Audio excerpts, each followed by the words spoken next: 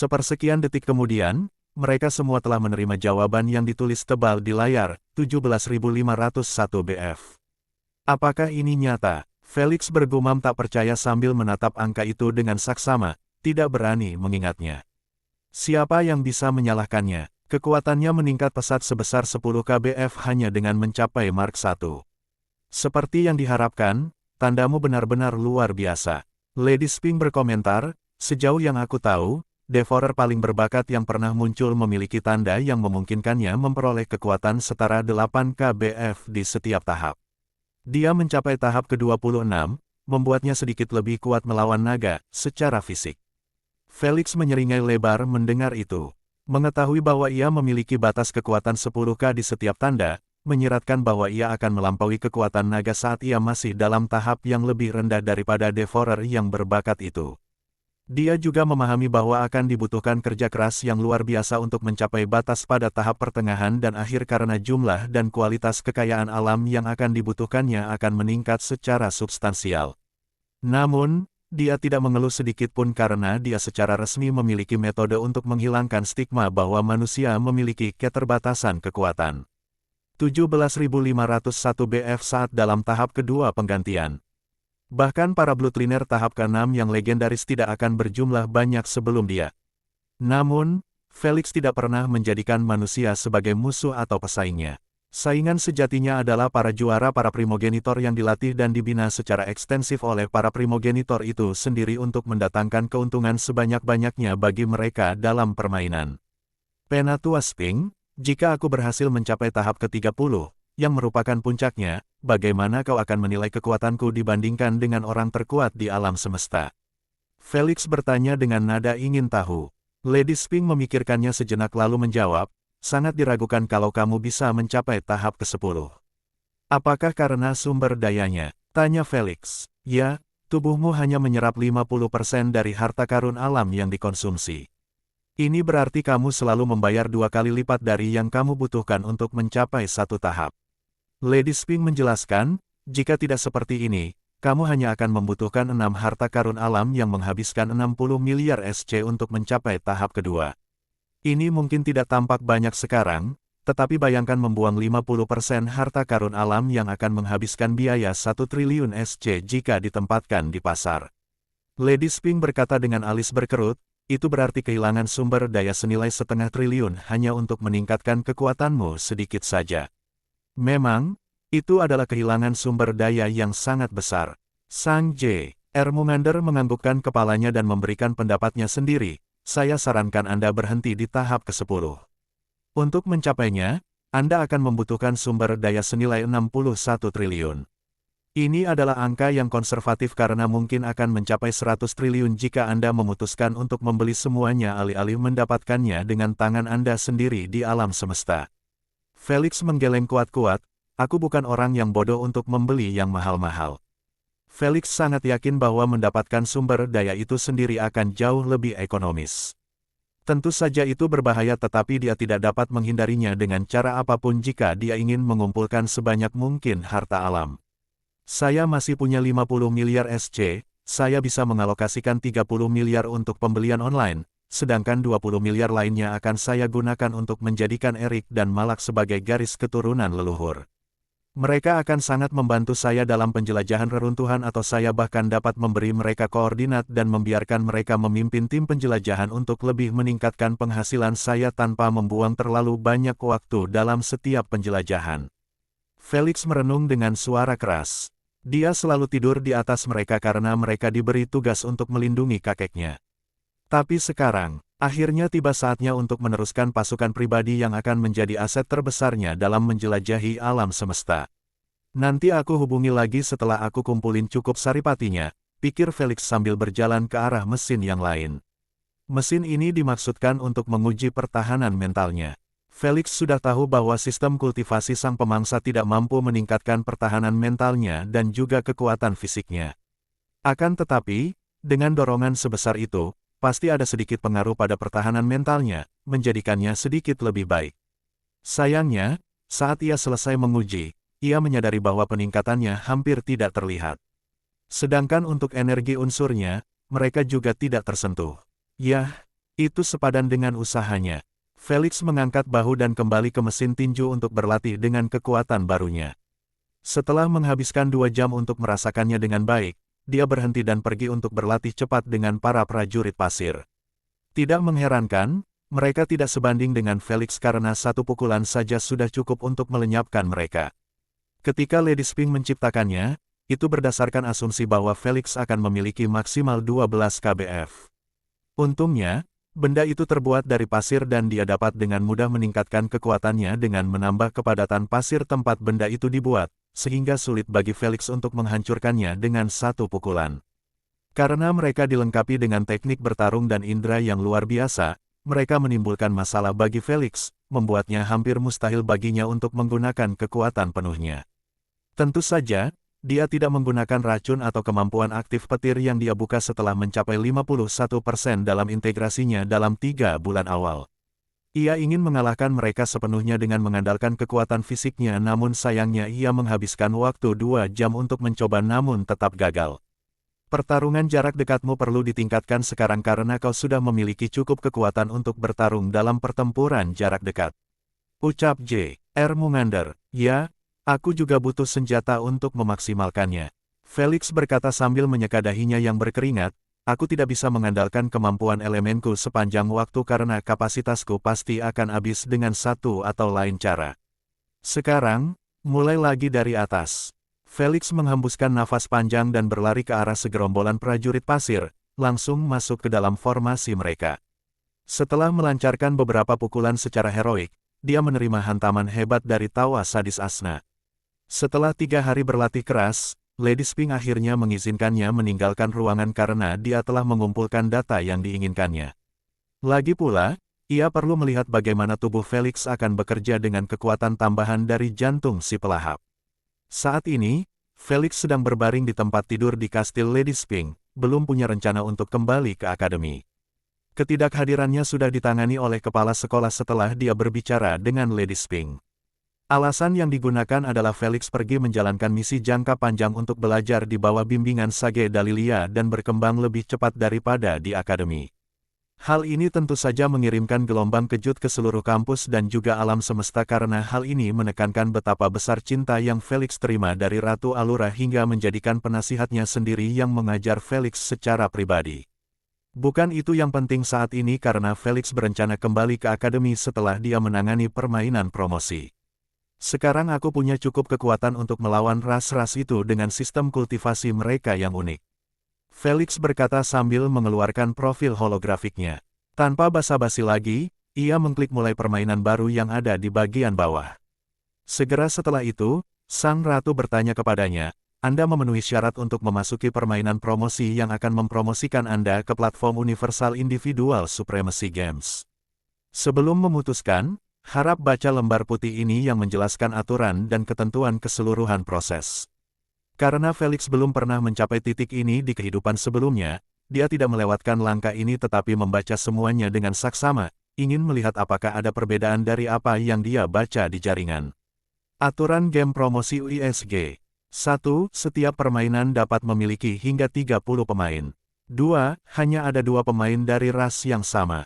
3. Penggunaan kupon dalam permainan promosi dilarang, kecuali kupon dalam permainan. Seperti kupon pengumuman dunia, 4. Setelah permainan dipilih, para pemain akan diberikan waktu persiapan selama 10 hari. 5. Para pemain hanya menerima 0,5% dari pendapatan streaming jika mereka memenangkan permainan. 6. Memenangkan permainan akan langsung mempromosikan Anda ke peringkat emas tingkat rendah di platform UISG. 7. Kalah dalam satu pertandingan akan mendiskualifikasi Anda dari mengikuti pertandingan promosi lainnya selama 4 bulan. 8. Sebagian besar permainan promosi sangat mematikan. 9. Pemain memiliki kesempatan untuk mengundurkan diri jika mereka merasa takut setelah membaca detail mode permainan. Aturan nomor 7 akan berlaku dalam situasi ini.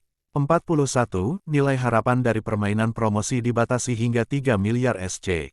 Felix menghabiskan 2 detik menelusuri seluruh daftar aturan dan menghapusnya setelah menyadari bahwa semua aturannya sama. Dia memahami masing-masing poin tersebut dan mengapa poin-poin tersebut diterapkan. Pertama, Alasan pemain dibatasi hingga 30 tahun adalah agar pemain dapat sedikit lebih mudah memenangkan permainan dan memasuki platform. Lagi pula, memenangkan permainan melawan 30 pemain tidak sesulit melawan 100 pemain. Sementara itu, aturan kedua ditetapkan untuk menghindari beberapa pemain dari ras yang sama bersekutu dan bersekongkol melawan pemain lain. Diharapkan bahwa pemain dari ras yang sama akan merasa lebih dapat dipercaya untuk saling membantu daripada bersekutu dengan ras lain. Sedangkan untuk aturan ketiga, diterapkan untuk menjadikan permainan ini berformat standar acak yang didasarkan pada keberuntungan masing-masing pemain. Permainan promosi merupakan langkah penting yang harus seadil mungkin bagi setiap pemain. Di sisi lain, pendapatan streaming mungkin tampak seperti dipotong-potong, tetapi orang tidak boleh lupa bahwa permainan itu akan dimainkan secara universal. Eksposurnya sangat besar dan jika game tersebut populer, jumlah penontonnya bisa mencapai ratusan triliun pemirsa unik. Diskon pendapatan streaming sebesar 0,5% masih sangat layak untuk berpartisipasi dalam pertandingan tersebut dan mengincar kejuaraan. Aturan lainnya tidak terlalu penting karena agak mirip dengan apa yang dialami Felix dalam permainan sebelumnya. Oleh karena itu, Felix tidak ragu untuk menyuarakan permintaannya, "Ratu, aku ingin ikut serta dalam permainan promosi." Ya, segera setelah itu, ia dipindahkan ke tab holografik lain, yang memiliki tombol berwarna-warni di tengahnya. Tanpa membuang waktu memikirkan formatnya, Felix langsung menekan tombol dan melihat roda warna-warni muncul lalu berputar cepat. Berhenti, ting ting ting, ting, roda itu berputar selama beberapa detik lagi sebelum berhenti tepat pada papan berwarna ungu. Sesaat kemudian, lebih besar dari selamat telah memilih format teka-teki. Kurang dari, Felix menjadi lebih gembira setelah melihatnya. Dia menyukai teka-teki di kehidupan sebelumnya dan sebenarnya memenangkan sebagian besar permainan teka-teki di platform tersebut. Dalam kehidupan ini, ia hanya menginginkan format pertarungan karena ia selalu memiliki kekuatan yang lebih besar dibandingkan manusia lainnya. Namun, di UISG, oleh karena itu, ia dengan senang hati mengambil format teka-teki, terutama ketika kemampuan kognitif dan ingatannya meningkat pesat. Mari kita lihat apa yang akan kita dapatkan. Felix menggosok tangannya dan menekan tombol roda kedua. Sambil menahan napas, ia fokus pada jarum yang berputar terus-menerus. Sampai jarum itu mulai melambat dengan sendirinya. Ting ting ting, ting, lebih besar dari selamat atas terpilihnya The Final Keykeeper. Kurang dari, segera setelah itu, hologram samping muncul, memperlihatkan rinciannya. Platform permainan, permainan supremasi individu universal. Tipe permainan, permainan promosi. Format permainan, teka-teki. Nama game, The Final Keykeeper. Kekuatan yang diizinkan, sistem ras manusia, dari alam kebangkitan hingga tahap penggantian ke-6. Kumpulan hadiah, batu bermutu tinggi, batu bermutu puncak, botol kebencian, botol visi mimpi, ramuan guru. Artefak topeng mengerikan, belati soliter. Aturan permainan. 1. Ada 100 apartemen di sebuah kompleks apartemen. Ke-30 pemain akan diberikan apartemen acak di kompleks tersebut. 2. Mereka akan diberikan kunci kamar mereka dan kunci acak yang dapat membuka apartemen pemain lain. 3. Akan ada 1 jam lingkaran siang dan malam, 30 menit siang hari dan 30 menit gelap. 4. Pada siang hari, pemain diperbolehkan keluar dari apartemen mereka dan mencari apartemen di mana kunci mereka bisa terbuka. Tidak ada pertempuran yang diperbolehkan pada siang hari. 5. Selama lingkaran malam, semua pemain harus memasuki apartemen mereka dan mengunci pintu di belakang mereka. 6. Satu-satunya cara untuk meninggalkan apartemen pada malam hari adalah dengan menyatakan hak berburu. 8. Untuk menghindari pernyataan hak berburu yang asal-asalan, pemburu akan diberikan debuff kekuatan sebesar 30% oleh ratu apabila ia gagal membunuh targetnya pada lingkaran malam. 9. Untuk mendorong pemain mencari target mereka, para pemburu menerima peningkatan kekuatan sebesar 10% selama lingkaran malam. 10. Untuk mencegah pemain bersembunyi di apartemen mereka di setiap lingkaran malam, mereka akan menerima minus 10% untuk kartu terkuat mereka di setiap lingkaran malam yang lolos.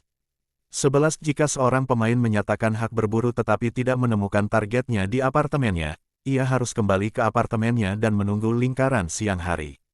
12. Jika pemain A menyatakan mendukung hak berburu namun targetnya malah terbunuh saat berburu, pemain A akan diberi target baru setelah pengocokan. 13. Pengocokan terjadi setelah setiap putaran penuh. Apartemen pemain yang meninggal akan ditutup selamanya. 14. Para pembunuh akan menerima kunci pemain yang telah mati. Mereka dapat memulai kembali perburuan untuk membunuh target baru dan mendapatkan kuncinya. 15. Untuk mendorong pemain agar melanjutkan perburuan, setiap kunci yang mereka kumpulkan dapat ditukar di akhir permainan dengan 1 KGP. 16. Dua pemain saat perburuan berlangsung tidak dapat saling bertarung. Mereka hanya dapat bertarung melawan mangsanya. 18. Untuk memenangkan permainan, cukup muncul sebagai penjaga kunci terakhir. Untuk informasi lebih lanjut, silakan buka antarmuka profil SG Anda. Semoga beruntung bagi semua peserta. Konsep yang menarik. Felix menggaruk dagunya sambil membaca ulang peraturan itu. Dia belum pernah memainkan atau mendengar permainan ini sebelumnya dan dari aturannya, dia bisa melihat bahwa dibutuhkan banyak kecerdasan dan pandangan ke depan untuk memenangkannya. Jadi, ada 100 apartemen, tetapi hanya 30 yang ditempati. Ini berarti akan sulit bagi para pemain untuk mencari tahu apartemen mana yang bisa dibuka dengan kunci mereka. Felix mencatat poin pertama yang disimpulkannya dari sistem apartemen. Dia memahami bahwa ada banyak lapisan kedalaman pada aturan ini saja. Misalnya, para pemain diizinkan meninggalkan kamar mereka pada siang hari untuk melakukan pengintaian. Pada saat yang sama, mereka juga dapat tetap bersembunyi di apartemen mereka sejak putaran pertama. Ini akan memberi mereka sedikit peluang untuk mengenali pemburu mereka setelah dia mencoba membuka apartemen mereka saat mereka masih ada di dalamnya. Lagi pula, bagaimana dia bisa tahu kalau ada orang di dalam jika sudah menjadi akal sehat untuk memanfaatkan cahaya siang hari untuk mengintai target? Sial, kalau saja aku masih punya salinan sempurna dan kemampuan berbagi indera, aku bisa dengan mudah meninggalkan salinannya di dalam sementara aku pergi mencari apartemen lain. Felix menggelengkan kepalanya sambil tersenyum kecut. Dalam permainan ini, kemampuan pasirnya akan membuatnya lebih mudah untuk membingungkan pemain dan mengacaukan pikiran mereka. Sayangnya, dia telah mencapai 51% dalam integrasinya dan dia sekarang menjadi pemilik 6 kemampuan berbasis petir. 4 kemampuan pasif dan 2 kemampuan aktif. Untuk pasifnya, saat ini ia memiliki asteris kekebalan petir asteris refleks cepat petir asteris pelepasan daya super asteris, dan terakhir, telefaksi listrik asteris. Pasif terbaru yang ia buka pada 45% cukup khusus dalam penggunaannya, tidak seperti 2 pasif pertama. Namun, dalam kondisi yang tepat, kemampuan mereka akan menjadi seperti dewa. Sedangkan untuk kemampuan aktif, Felix membuka Electrical Pull dan Electrical Field asteris. Kemampuan tersebut tidak sepenuhnya bersifat merusak, tetapi memiliki kegunaan yang luar biasa. Terutama medan listrik yang bahkan dapat digunakan sebagai mekanisme pertahanan diri serta memberikan Felix kemampuan untuk mengisi sifat evolusi avionnya, peredam petir. Kemampuan petirku akan bekerja dengan baik dalam format ini. Ditambah lagi, Felix menjentikkan jarinya menciptakan bola kabut gelap dan berkata sambil menjilati bibirnya, akhirnya aku bisa mengeluarkan semua kemampuan manipulasi racunku. Felix mungkin tidak menguasai manipulasi internal maupun manipulasi eksternal, tetapi kemajuannya cukup baik, ia mampu menggunakan kemampuan racun aktif yang paling dikenal secara instan. Ini akan memberinya fleksibilitas yang hanya diinginkan oleh manusia. Kalau saja manipulasi eksternalnya bukan omong kosong belaka, ia akan memiliki kemampuan untuk mengeluarkan racunnya secara alami dan membentuknya sesuai keinginannya di luar, alih-alih dipaksa melakukannya secara internal. Namun, selangkah demi selangkah dan dia akan sampai di sana pada akhirnya. Untuk saat ini, dia hanya bisa meninggalkan semuanya sekaligus dan berfokus sepenuhnya pada analisis aturan permainan untuk membuat rencana yang akan membawanya langsung menuju kemenangan.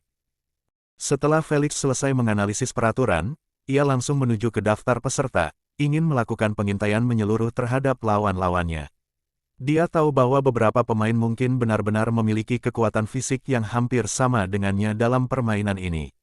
Lagi pula, minimumnya adalah tahap penggantian ketiga, tetapi batasnya adalah puncak tahap penggantian ke-6. Perhitungan sistem selalu didasarkan pada manusia yang berintegrasi dari kebangkitan ke tahap penggantian ke-6 dengan hanya menggunakan garis keturunan legendaris. Karena semua garis keturunan legendaris memberikan peningkatan kekuatan yang setara dengan 1 KBF, itu berarti bahwa garis keturunan tahap ke-6 puncak memiliki minimal 12 KBF tanpa mempertimbangkan mutasi dan pasif yang meningkatkan kekuatan fisik mereka lebih jauh. Setiap manusia yang ingin mengambil bagian dalam UISG harus memiliki setidaknya sejumlah kekuatan ini. Kalau tidak, dia bahkan tidak akan berhasil melewati permainan promosi karena persaingan untuk memasuki platform universal itu luar biasa ketat. Meskipun, ada beberapa manusia yang berhasil dengan keterampilan dan banyak keberuntungan. Setelah Felix mengeluarkan hologram itu, muncullah seperti ini. Daftar peserta, Doomsday garis bawah 1344 orc peringkat perak, tingkat puncak menang 12 kalah 4. Untuk detail lebih lanjut, klik pada nama. Pretzel garis bawah 1224 Interwolf peringkat perak, tingkat puncak, menang 3 kalah 6. Untuk Hellscrow garis bawah 4754 Crow Halfling peringkat emas, tingkat puncak, menang 8 kalah 3. Untuk Blood Merchant garis bawah 2199 Vampir Mulia peringkat perak, tingkat puncak, menang 5 kalah 1. Untuk Tuan Tanah yang belum dibayar garis bawah 6996 Manusia peringkat emas, tingkat menengah, menang 6 kalah 0. Untuk Molamu garis bawah 4496 Kobold peringkat emas, tingkat puncak, menang 11 kalah 5. Untuk Anissa Life garis bawah 9796 Marinir peringkat emas, tingkat puncak, menang 13 kalah 6. Untuk seperti yang diharapkan, semua orang memiliki rasio kemenangan yang positif. Felix tidak terkejut dengan banyaknya kemenangan yang dimiliki semua orang karena ia memahami bahwa siapapun yang mencoba memasuki UISG bukanlah pemain biasa. Mereka semua adalah naga di antara manusia dan mereka harus dihormati karena mencapai liga besar. Bagaimana dengan perbedaan peringkatnya? Itu bisa dimengerti karena UISG didasarkan pada rentang kekuatan, bukan rentang peringkat. Lagi pula, cabang SG ras manusia tidak dapat dibandingkan dengan cabang SG ras naga. Naga peringkat perunggu dapat mengalahkan pemain peringkat emas puncak. Mereka juga ditempatkan di peringkat emas, peringkat awal UISG. Jadi tidak ada manusia dalam permainanku. Biasa saja, Felix berkomentar setelah dia menggulir seluruh daftar dan tidak melihat manusia lain. Sebaliknya, ia menemukan beberapa pemain dari ras yang sama. Seperti dua vampir, Blood Merchant, dan Vanlord. Dia memutuskan untuk memulai dengan mereka terlebih dahulu. Dia mengklik Blood Merchant dan dipindahkan ke antarmuka profilnya. Hal pertama yang ia sadari adalah angka eliminasi yang hampir mencapai 5. Mengetahui bahwa Blood Merchant sedang bertarung melawan vampir lain di cabang SG rasnya, membuatnya tidak terlalu mengejutkan. Lagi pula, para vampir dikenal karena keuletan mereka, peremajaan bawaan yang mengerikan, dan terakhir keabadian selama mereka mampu memurnikan darah berkualitas. Felix menduga bahwa para vampir adalah keturunan dari Blood Primogenitor karena mereka juga memiliki keterbatasan dalam manipulasi darah, yang memungkinkan mereka mencapai tahap kedua. Dari beberapa video yang baru saja ditontonnya tentang Blood Merchant, dia memiliki pengendalian eksternal yang luar biasa terhadap darah tidak seperti dirinya yang baru memasuki tahap kedua manipulasi racun dan belajar bagaimana memanfaatkannya secara lebih efektif. Setelah menghabiskan waktu berjam-jam untuk mengintai dan membaca segala hal tentang lawan-lawannya, Felix bertanya kepada J. Ermomander, Tetua, bagaimana kita tahu jika salah satu dari pemain ini adalah juara bagi leluhur? Baiklah, Felix tidak begitu mengerti, tetapi ia memutuskan untuk fokus pada permainannya sendiri. Jika ia ingin selalu menjadi pemburu dalam permainan ini, ia harus memiliki pikiran yang tajam dan rencana yang matang. Oleh karena itu, hal pertama yang ia lakukan adalah mengubah kamar Ufer-nya menjadi kompleks apartemen acak dengan 10 lantai. Permainan ini tidak mengungkap seperti apa kompleks apartemen itu nantinya, tetapi Felix tahu satu hal. Apartemen itu akan memiliki ruang yang luas di dalamnya untuk memudahkan pertempuran antar pemain. Setelah kompleks itu dibangun, Felix memberikan dirinya sendiri satu kunci kamarnya dan satu kunci acak lainnya. Kemudian, ia meletakkan pengatur waktu holografik 30 menit di sampingnya dan mulai menguji berapa lama waktu yang dibutuhkannya untuk menguji semua apartemen dengan kuncinya. Sementara Asna memperhatikannya dengan bosan, J. Ermomander dan Lady Spink tengah asyik mengobrol tentang permainan para leluhur. Bagaimana menurutmu? Haruskah kita merekrutnya sekarang atau menunggu hingga ia memenangkan permainan promosi dan memasuki platform UISG? Tanya Lady Spink. Untuk merekrutnya, kita harus pergi ke majelis leluhur di UVR dan bertemu dengan yang lain. Sang J. Ermumander merenung sambil menggaruk janggutnya yang berwarna ungu. Ini berarti kita akan mengeksposnya kepada mereka dan aku yakin beberapa dari mereka akan menonton pertandingan promosinya. Akan sangat memalukan jika dia akhirnya kalah dalam pertandingan promosi. Lady Spink menganggukkan kepalanya. Dia juga telah berinvestasi pada Felix dan tidak ingin melihat orang-orang tua itu mengejeknya karena memilih Felix dengan J. Ermumander namun masih kalah dalam pertandingan pertamanya melawan non-juara.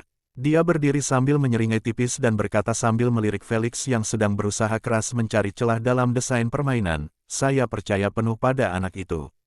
Lady Spink melirik Felix juga dan mengangkat bahu sebelum berkata, "Kapan saya harus mengatur janji untuk penandatanganannya?" "Hari ini pukul 8 malam," kata J. Ermumander, "tidak ada gunanya menundanya lebih lama lagi." "Benar," Lady Spink setuju. Dia tahu bahwa para leluhur harus merekrut juara mereka setidaknya 5 hari sebelum pertandingan.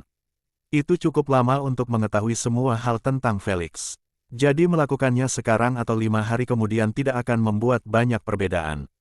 "Selesai," kata Lady Spink sambil tertawa indah, "aku sudah mengirim pesan ke semua orang bahwa aku akan bergabung kembali dalam permainan tanpa menyebut namamu.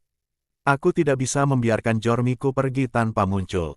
Haha, aku sudah terlalu tua untuk melakukan tindakan kekanak-kanakan seperti itu." Sang J. Ermumander menggelengkan kepalanya sambil tertawa kecil. "Tidak ada istilah terlalu tua bagi kita para leluhur." Lady Spink mengutip dari buku yang dibacanya, "Ketika kita memiliki banyak waktu di alam semesta, kita bisa menjadi anak-anak, orang dewasa, atau orang tua dalam hati. Siapa yang akan menghakimi kita?" Beberapa jam kemudian, di dalam ruang pertemuan yang luas itu, yang tampak seperti ruang pertemuan lainnya, tanpa desain yang unik atau dekorasi yang mencengangkan, kilatan cahaya terus muncul di sana-sini, memenuhi kursi-kursi kayu yang kosong. Ketika mereka akhirnya berhenti, aula pertemuan dipenuhi puluhan makhluk humanoid. Masing-masing dari mereka memiliki bentuk, wajah, dan aura yang sangat unik. Beberapa di antara mereka mempunyai wajah yang menakjubkan sementara beberapa lainnya bahkan tidak memiliki wujud, berubah dari satu masa ke masa lainnya. Mata besar dengan celah kecil, melihat ke kiri dan kanan pada sisanya. Yang satu tampak seperti sosok bayangan sementara yang lain adalah makhluk humanoid dengan batu-batu cair yang menetes ke lengannya. Namun, yang paling aneh adalah mata besar tunggal yang melihat ke kiri dan ke kanan dengan celah gelapnya yang kecil. Aura sombong yang terus-menerus mereka lepaskan secara tidak sadar akan membuat kaki siapapun menjadi lemas. Inilah pertemuan puncak, pertemuan salah satu makhluk terkuat di alam semesta, pertemuan para primogenitor. Namun suasana yang sombong ini dipatahkan dengan decak lidah, yang datang dari seorang wanita berkulit putih yang mempesona. Karena ini Spink, 40% dari kalian orang tua mesum memutuskan untuk muncul. Terakhir kali ketika aku memperkenalkan jagoanku, bahkan 5 orang tidak datang." Dengan tinggi 5 kaki 5 inci, wanita berkulit putih ini memancarkan perasaan mempesona dalam setiap gerakan yang ia buat atau suara yang ia keluarkan. Rambutnya yang berwarna merah muda, diwarnai dengan semburat merah muda di ujungnya, panjangnya sebatas siku dan dibiarkan terurai di bawah pinggang. Cukup panjang, hingga menyentuh 9 helai rambut putih tebal, halus, dan lembut yang keluar dari gaun abu-abu berkilau ketat miliknya yang menakjubkan. Bahkan tanpa perhiasan atau riasan, dia akan menyaingi Asna di kontes kecantikan. "Itu karena kami melihat wajahmu yang jelek di setiap pertemuan, tidak seperti Lady Spink." Sebuah suara yang dalam dan dangkal terdengar dari dalam sosok humanoid yang gelap. Ia tampak seperti bayangan yang menjadi hidup karena ia juga tidak memiliki wajah atau ciri tubuh yang khas. Jelaslah bahwa dia adalah primogenitor bayangan atau primogenitor kegelapan. "Erebus, bayangan tak berwajah sepertimu tak dapat memahami apa itu kecantikan sejati." Kumiho mencibir kesal sambil mengeluarkan aura merah muda tak kasat mata di sekelilingnya yang membuat penampilannya semakin sempurna tak terbayangkan, membuatnya tampak bak bidadari dari surga. "Camprimo, bukankah kami sudah bilang padamu untuk berhenti mengeluarkan aura pesonamu di assembly?" Suara berat seorang tua terdengar dari mulut seorang pria humanoid dengan tempurung kura-kura di belakang punggungnya dan janggut tumbuh di wajahnya. Dia tampak lelah dan tua, seakan-akan hidup ini membosankan. Aspido Celone, bisakah kau menjadi orang yang menyenangkan sekali saja dalam hidupmu? Ucap Kumiho dengan ekspresi kesal sambil menarik kembali aura yang dilepaskannya yang hendak menyentuh beberapa primogenitor. Tentu saja, tak seorang pun dari mereka yang khawatir akan terpengaruh olehnya karena mereka mempunyai cara sendiri untuk menangkal aura menawannya yang menyebalkan dan bahkan dapat memengaruhi mentalitas mereka. Setidaknya dia tidak bertingkah seperti remaja berusia 16 tahun. Suara merdu yang menyenangkan telinga bergema di aula pertemuan. Itu berasal dari seorang wanita cantik yang memiliki rambut halus berwarna biru laut dan mata biru lebar yang besar. Yang unik darinya adalah bagian bawah tubuhnya seperti ikan. Siren, kenapa kau tidak urusi urusanmu sendiri? Kumiho menyilangkan tangannya sambil menatapnya dengan pandangan tidak bersahabat. Aku akan tetap diam seperti yang lain jika kau tidak mencoba memulai drama lagi. Wah, di sini ramai sekali. Sebelum Sherin dapat menjawab, suara tenang Lady Spring bergema di aula setelah dia berhasil berteleportasi ke tempat duduk yang ditunjuk. Selamat datang kembali, Lady Spring. Aspido Celone tersenyum tipis dan berkata, sudah ribuan tahun sejak terakhir kali kau berpartisipasi dalam permainan ini. Kami sungguh merindukan penampilanmu. Ada proyek baru yang sukses. Jangan lupa bahwa saya punya rencana eksplorasi di dimensi terpisah yang Anda buka. Satu persatu leluhur berkomentar, menjelaskan dengan jelas bahwa Lady Spring memiliki hubungan yang baik dengan sebagian besar dari mereka. Itu sudah diduga karena dia tidak pernah bertarung atau mencarinya. Ditambah lagi, proyek-proyeknya terlalu berharga dan diinginkan oleh sebagian besar leluhur. Oleh karena itu, mereka tidak akan pernah ingin memutuskan hubungan di antara mereka. Akan tetapi, kebingungan mereka segera sirna setelah J.R. Mungander menampakkan dirinya tepat di tengah aula pertemuan, mengenakan jubah ungu dan senyum lembut khas orang tua. Dia tampil cukup mendominasi tetapi di saat yang sama tenang seperti angin sepoi-sepoi. Halo, teman lama. J.R. Mungander menyapa sambil melihat sekeliling, mengamati satu persatu leluhur. Sementara mereka menatapnya dengan ekspresi tertegun, dia mencari musuh-musuhnya, ingin melihat reaksi mereka. Wendigo satu-satunya di sini. J.R. Mungander menyipitkan matanya pada sosok humanoid yang mengenakan jubah hitam yang menyembunyikan seluruh tubuhnya, hanya menyisakan kepalanya yang menyerupai tengkorak rusa besar berwarna abu-abu. Makhluk itu juga memiliki tanduk panjang yang menonjol, membuat Wendigo tampak cukup menyeramkan untuk dilihat. Menyadari bahwa J.R. Mungander sedang menatapnya, Wendigo hanya melambaikan tangannya tanpa menunjukkan ekspresi apapun. Yah, sulit untuk melakukan itu sementara matanya memancarkan kegelapan total. J.R. Mungander menerimanya dengan tawa yang tulus, memperlihatkan dengan jelas bahwa dia adalah teman dekat Aspido Celone, tidak seperti yang lain. Mereka tetap di tempat duduknya tetapi menghujaninya dengan kata-kata sambutan dan pertanyaan tentang situasinya. Bukankah kau dan Thor mengakhirinya dalam satu pertarungan terakhir? Siren bertanya dengan nada menggoda yang berbeda, muncul sebagai gadis lain yang berbicara. Bagi Sound Primogenitor, ini mudah saja.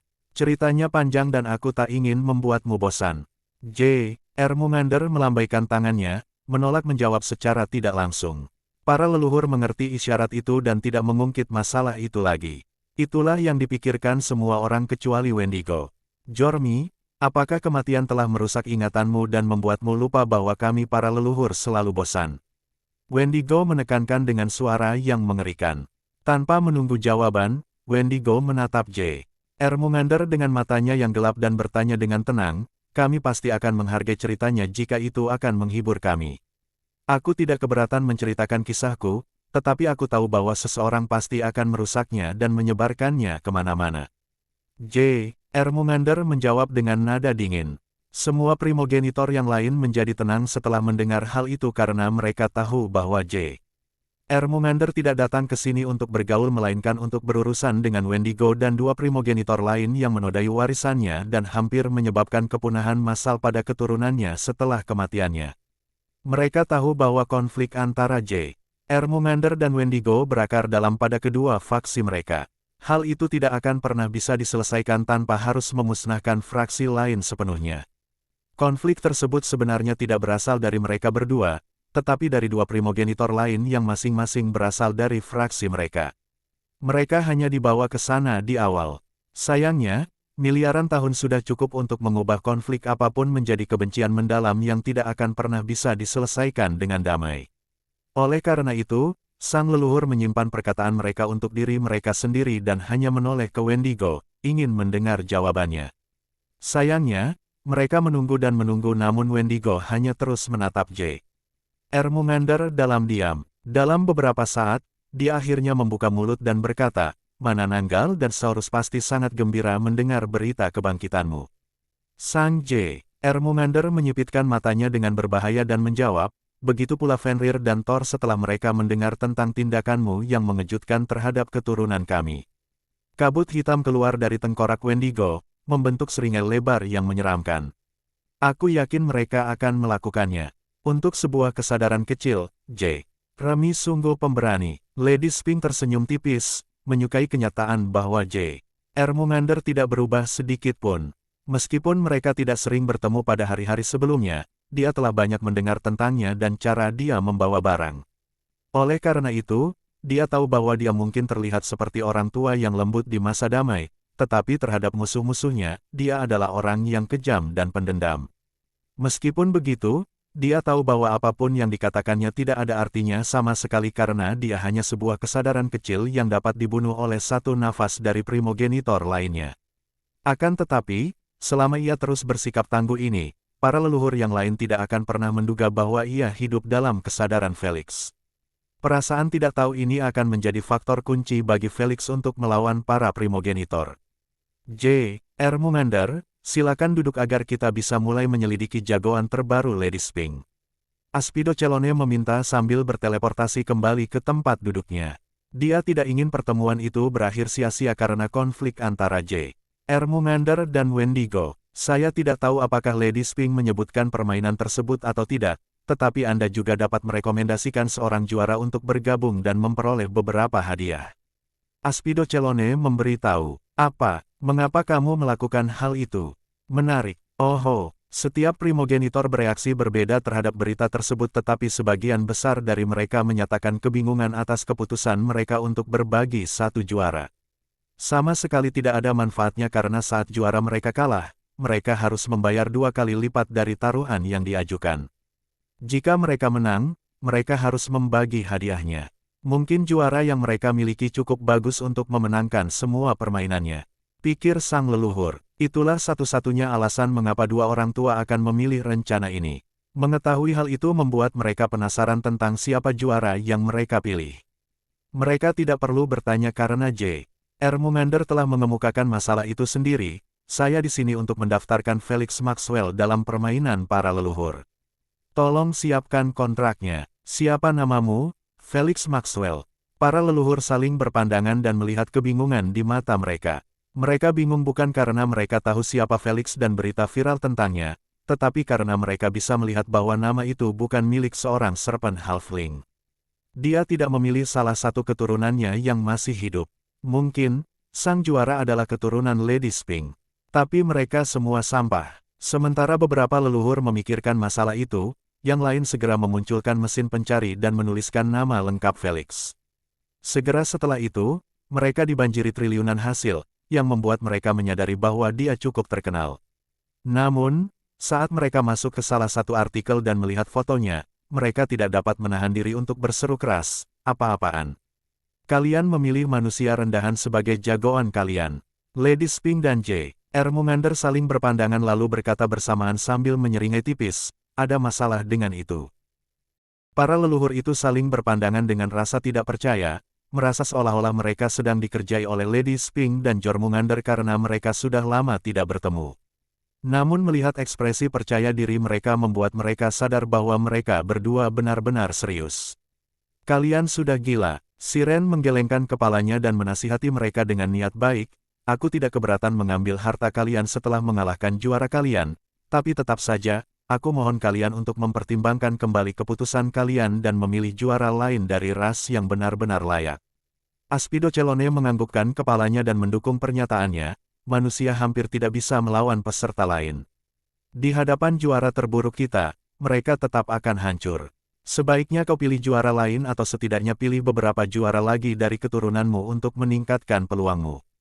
Felix Maxwell ini hampir tidak memiliki apa yang diperlukan untuk berpartisipasi dalam permainan promosi. Komentar Erebus sambil membaca rincian Felix dari hologram.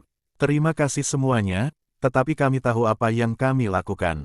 Lady Spink berkata dengan tenang, sekarang, bisakah kalian membawa kontraknya agar kita bisa menyelesaikan ini? Aku masih harus mengurus beberapa hal.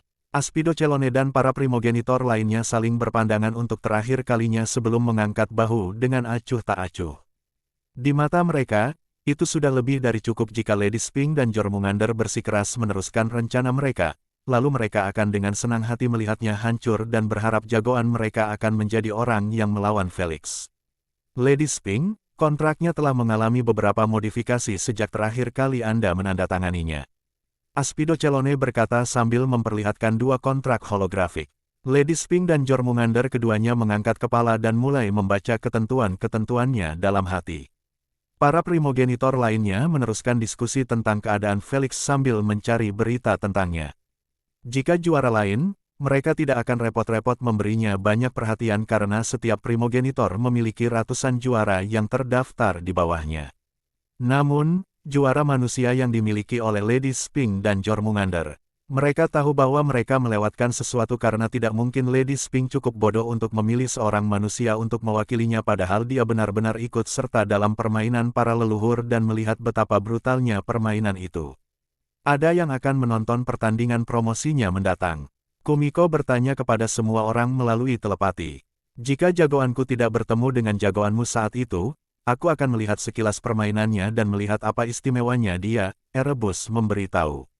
Beberapa videonya menunjukkan dia menggunakan berbagai kemampuan racun dan pasir.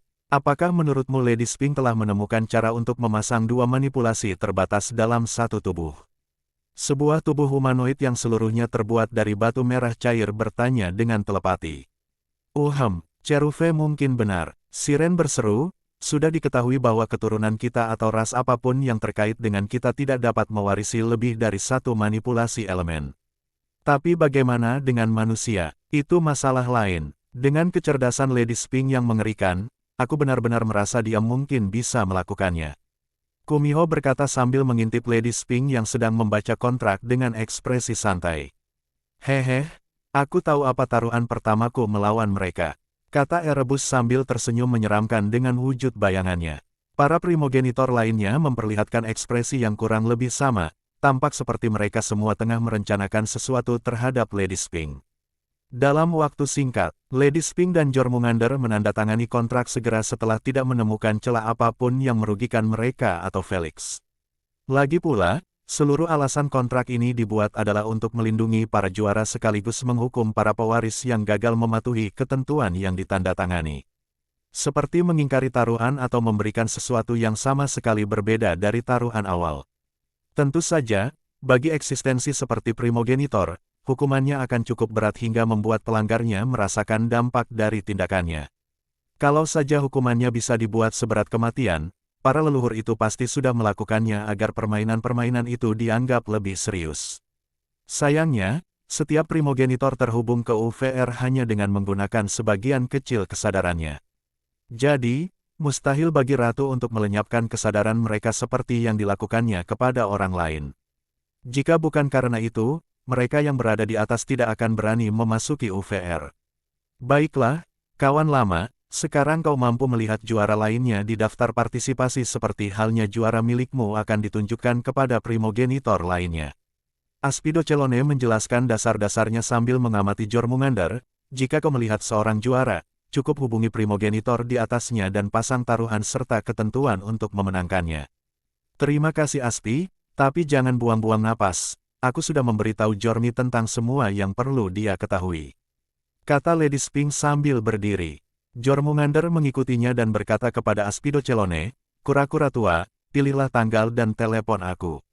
Mari kita bertemu sambil minum. Aku akan memastikan untuk membawa yang lain juga. Mereka akan senang melihatmu lagi. Aspido Celone berkata sambil menganggukkan kepalanya sedikit.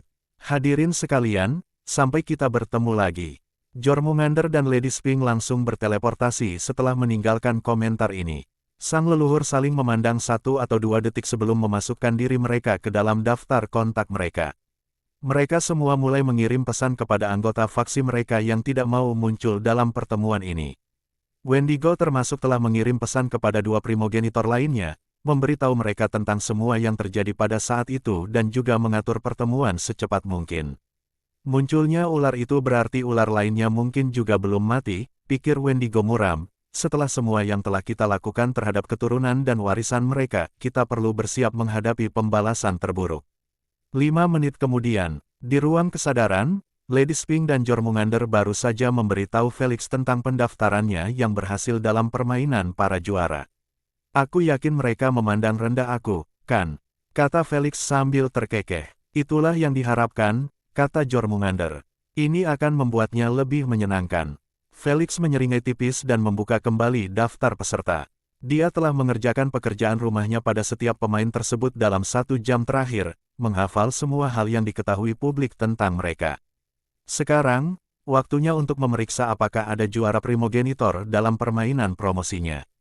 Lihat dan lihatlah, Felix telah melihat bahwa nama Blood Merchant berwarna emas tidak seperti peserta lainnya. Dia langsung tahu bahwa dia adalah seorang juara karena namanya juga bersinar terang. Pedagang darah, jagoan Manananggal. Ekspresi Jormungandr berubah sedingin es saat mendengar nama primogenitor darah. Mendengar nada suaranya yang dingin, Felix tahu bahwa situasinya telah berubah total. Dia bahkan tidak perlu bertanya apakah Blood Primogenitor adalah musuhnya. Meskipun dia tidak tahu apa yang sebenarnya terjadi di antara mereka dan dia tidak berencana untuk bertanya. Jika Jormungandr ingin dia membunuh pedagang darah, Felix akan melakukannya dalam sekejap. Dia ditawari terlalu banyak dan diperlakukan terlalu baik oleh Jormungandr untuk menolak permintaannya. Sepertinya dia adalah jagoan terbaru Manananggal. Lady Sphinx memberitahu, haruskah kita menghubungi Manananggal sekarang atau menunggunya melakukannya? Kita tunggu saja, kata Jormungandr acuh tak acuh. Mendengar hal itu, Felix mengklik profil Blood Merchant lagi dan mulai membaca ulang informasinya secara ekstensif untuk melihat apakah ada yang terlewat. Berdasarkan apa yang dibacanya sebelumnya, pedagang darah dikenal karena kebrutalannya dalam membunuh karena ia selalu menguras darah targetnya hingga kering sebelum melemparkan mereka seperti wadah jus. Tidak diketahui sejauh mana ia mencapai tahap kedua manipulasi darahnya, tetapi berdasarkan videonya, jelas bahwa ia berada di batas atas. Itu karena ia dapat menciptakan menara darah entah dari mana hanya dengan menjentikkan jarinya saja. Dibandingkan dengan Felix yang baru memasuki tahap kedua manipulasi racun, dia sudah terlalu jauh dalam kendalinya. Felix nyaris tak mampu menciptakan bom racun sejauh 3 meter darinya. Meski ia meningkat dengan kecepatan luar biasa, itu masih belum cukup untuk mengejar para juara itu. Untungnya, dia punya kekuatan lain yang bisa diandalkan. Sementara itu, di dalam ruang tamu yang nyaman dengan lantai kayu abu-abu dan dihiasi banyak kepala makhluk yang dilapisi lilin, 3 orang tengah duduk di depan perapian yang menyala. Di samping bunyi retakan kayu yang terbakar, keheningan menguasai ruang tamu ketika mereka bertiga nampak seperti tengah merenung dalam-dalam. Salah satunya adalah Wendigo dan 2 lainnya adalah teman dekatnya, sekutu, dan anggota faksinya. Orang yang duduk di kursi berlengan sebelah kiri tampak murung karena perawakannya yang kurus kering dan kantung mata yang gelap pada kulitnya yang memutih. Yang lainnya tampak seperti centaur berkaki 4 dengan bagian tubuh seperti kuda. Satu-satunya alasan dia tidak terlihat seperti centaur adalah kulitnya yang halus berwarna abu-abu dan tanduk merah berbentuk U, yang unik di atas kepalanya yang botak. Beberapa saat kemudian, lelaki pucat itu menghela napas panjang dan berkata dengan mata terpejam, "Aku masih tidak percaya ini. Begitu pula aku, saudara Manananggal. Begitu pula aku." Wendigo menggelengkan kepalanya dan berkata, "Tetapi, itulah kebenarannya." Manananggal menatap lelaki bertanduk itu dan bertanya, "Saudara Saurus, bisakah Anda berbagi pikiran Anda dengan kami?" Saurus tersadar dari lamunannya dan berkata, "Jujur saja, saya cukup bingung. Bagaimana caranya? Pikirkanlah. Berita kematiannya dan Thor telah dikonfirmasi dari serpihan-serpihan kecil yang tersebar di area luas di sekitar tempat mereka bertempur. Hanya dengan menjadi supernova, tubuh mereka akan berakhir dalam kondisi seperti itu, yang membuat kami mengonfirmasi kematian mereka dan meneruskan rencana kami terhadap keturunan mereka. Sekarang, kau mengatakan padaku bahwa dia masih hidup dan sehat." Saurus menggelengkan kepalanya, Aku tidak tahu apakah mereka memalsukan kematian mereka dengan membelah bagian-bagian tubuh mereka dan mengirim mereka pergi atau mereka benar-benar telah benar-benar mati dan keberadaan Jormungandr saat ini hanyalah seberkas cahaya yang masih hidup. Wendigo menggaruk tengkoraknya dengan jarinya yang kurus kering beberapa saat sebelum menanggapi tebakan Saurus. Ada kemungkinan kecil bahwa dia adalah sesosok yang masih hidup karena dia membutuhkan seseorang untuk membangunkannya. Aku ragu Lady Sphinx akan repot-repot melakukannya karena dia tahu bahwa itu akan sangat menyinggung faksi kita. Sisanya mengangguk tanda setuju. Mereka paham bahwa Lady Sphinx adalah orang tua terakhir yang akan melakukan tindakan yang akan menyebabkan masalah besar baginya. Itu karena dia dikenal menghindari segala jenis drama atau konflik yang tidak akan menghasilkan apa-apa selain membuang-buang waktunya yang berharga. Selain itu, saya ragu ada manfaatnya membangkitkan ular itu selain mendapatkan sebagian harta karunnya yang terkubur. Wendigo menambahkan, jika dia mengincar harta karun leluhur yang telah mati, kita akan melihat bahwa semua leluhur yang telah mati telah dihidupkan kembali olehnya. Benar, kau lupa alasan yang paling penting. Saurus berkata dengan tenang, tidak ada leluhur yang akan bersikap tidak sopan untuk membangunkan leluhur yang memilih untuk mati di saat yang paling buruk. Mereka semua setuju pada poin ini. Mereka tahu bahwa setiap leluhur yang meninggal setelah perjanjian itu telah ditipu habis-habisan oleh takdir. Dengan membangunkan mereka, hal itu tidak akan berguna selain menggosokkannya ke wajah mereka. Yang tidak mereka ketahui ialah Felix adalah si brengsek yang membangunkan Jormungandr tanpa memiliki petunjuk sedikit pun tentang semua ini. Dialah mata rantai yang hilang yang membuat kebangkitan Jormungandr setelah kematiannya menjadi tidak logis sama sekali. Lebih dapat dipercaya bahwa Jormungandr dan Thor telah memalsukan kematian mereka. Namun, hipotesis ini memiliki masalah lain yang juga tidak logis di mata mereka. Mengapa mereka melakukannya? Dan aku ragu bahwa aku pernah melihat Jormungandr dan Thor di dunia ilusi bersama kita. Manananggal berkata sambil mengerutkan kening. Mungkin mereka masuk ke sana setelah kita ditidurkan oleh leluhur ilusi. Usul Wendigo. Mungkin saja. Tetapi itu masih belum menjawab pertanyaan terbesar. Mengapa mereka melakukannya? Manananggal menatap mereka dan berkata, jika itu adalah cara untuk menyergap kita saat kita tidak menduganya, maka mereka telah gagal total setelah Jormungandr mengungkap jati dirinya. Ditambah lagi, mereka membiarkan anggota faksi mereka, Fenrir, berjuang melawan kita bertiga. Itu tidak masuk akal. Tidak ada satupun pilihan yang masuk akal. Ada sesuatu yang hilang, sesuatu yang dapat menghilangkan kabut ini. Manananggal berkata dengan dingin, kita hanya perlu menemukannya dan bertindak berdasarkan itu. Tepat saat Wendigo ingin berbicara, gelang Manananggal mulai bergetar. Anak itu berhasil mendarat melawan champion lain di pertandingan pertamanya. Manananggal mengangkat alisnya dengan heran dan berkata, beri aku waktu sebentar, sepertinya champion terbaruku mendapat kesempatan untuk bersinar bahkan sebelum aku memasukkan sedikit kesadaranku ke dalam pikirannya. Primogenitor yang lain mendekatinya dan melirik sekilas ke arah hologram yang menunjukkan daftar partisipasi yang dikirimkan oleh juaranya. Namun, saat mereka menggulir ke bawah dan melihat nama Felix bersinar terang, mereka semua kehilangan kata-kata. Apakah aku kehilangan penglihatanku atau takdir sedang mempermainkan kita? Kata Saurus dengan nada ragu. Dua orang lainnya juga memiliki reaksi yang sama karena mereka tahu bahwa sulit bagi para juara untuk berakhir di permainan yang sama ketika platform tersebut dipenuhi dengan jutaan permainan yang terjadi setiap hari. Namun, juara Manananggal sebenarnya telah mendarat melawan juara Jormungandr tepat saat ia baru saja muncul. Suatu kebetulan yang tidak masuk akal seperti itu hanya dapat dijelaskan oleh takdir yang mempermainkan mereka. Bukankah kita beruntung? Saurus menunjukkan senyum tipis dan berkata, kita baru saja mendapat kesempatan sempurna untuk mempermalukan Jormungandr di hadapan semua orang. Manananggal tersenyum licik dan berkata, sesungguhnya, sebagian besar primogenitor yang tertarik akan memperhatikan permainan ini karena rasa penasaran mereka terhadap manusia itu dan pilihan Jormungandr untuk membaginya dengan Lady Sphinx. Jadi, kalau anak buahku tidak langsung membunuh juara pertamanya, tetapi menghajarnya habis-habisan, Jormungandr pasti akan jadi bahan tertawaan di majelis. Bajingan-bajingan itu tidak berhenti mencabik-cabiknya hanya untuk bersenang-senang, seperti yang selalu mereka lakukan pada leluhur lain yang memilih juara yang buruk. Kata Saurus sambil menyeringai. Ketika membayangkan adegan itu, mereka semua menunjukkan ekspresi penuh harap. Biar aku yang urus ini. Manananggal menelepon melalui telepon genggamnya dan berkata dengan tenang setelah telepon tersambung, "Nak, gunakan tautan ini dan bergabunglah denganku untuk mengobrol sebentar." Kemudian, dia menutup telepon dan menatap mereka berdua dengan seringai tipis. "Mari kita panggil ular itu dan tunjukkan tempatnya di era baru ini." "Haha, kita tidak bisa menemuinya bersamamu, tapi pastikan untuk menghancurkannya dengan baik. Kamu tidak perlu khawatir tentang itu." Manananggal berkata sambil menopang dagunya dengan tangannya, "Aku akan memastikan untuk memasang taruhan setinggi-tingginya sampai dia tidak akan berani mendekati permainan para juara lagi."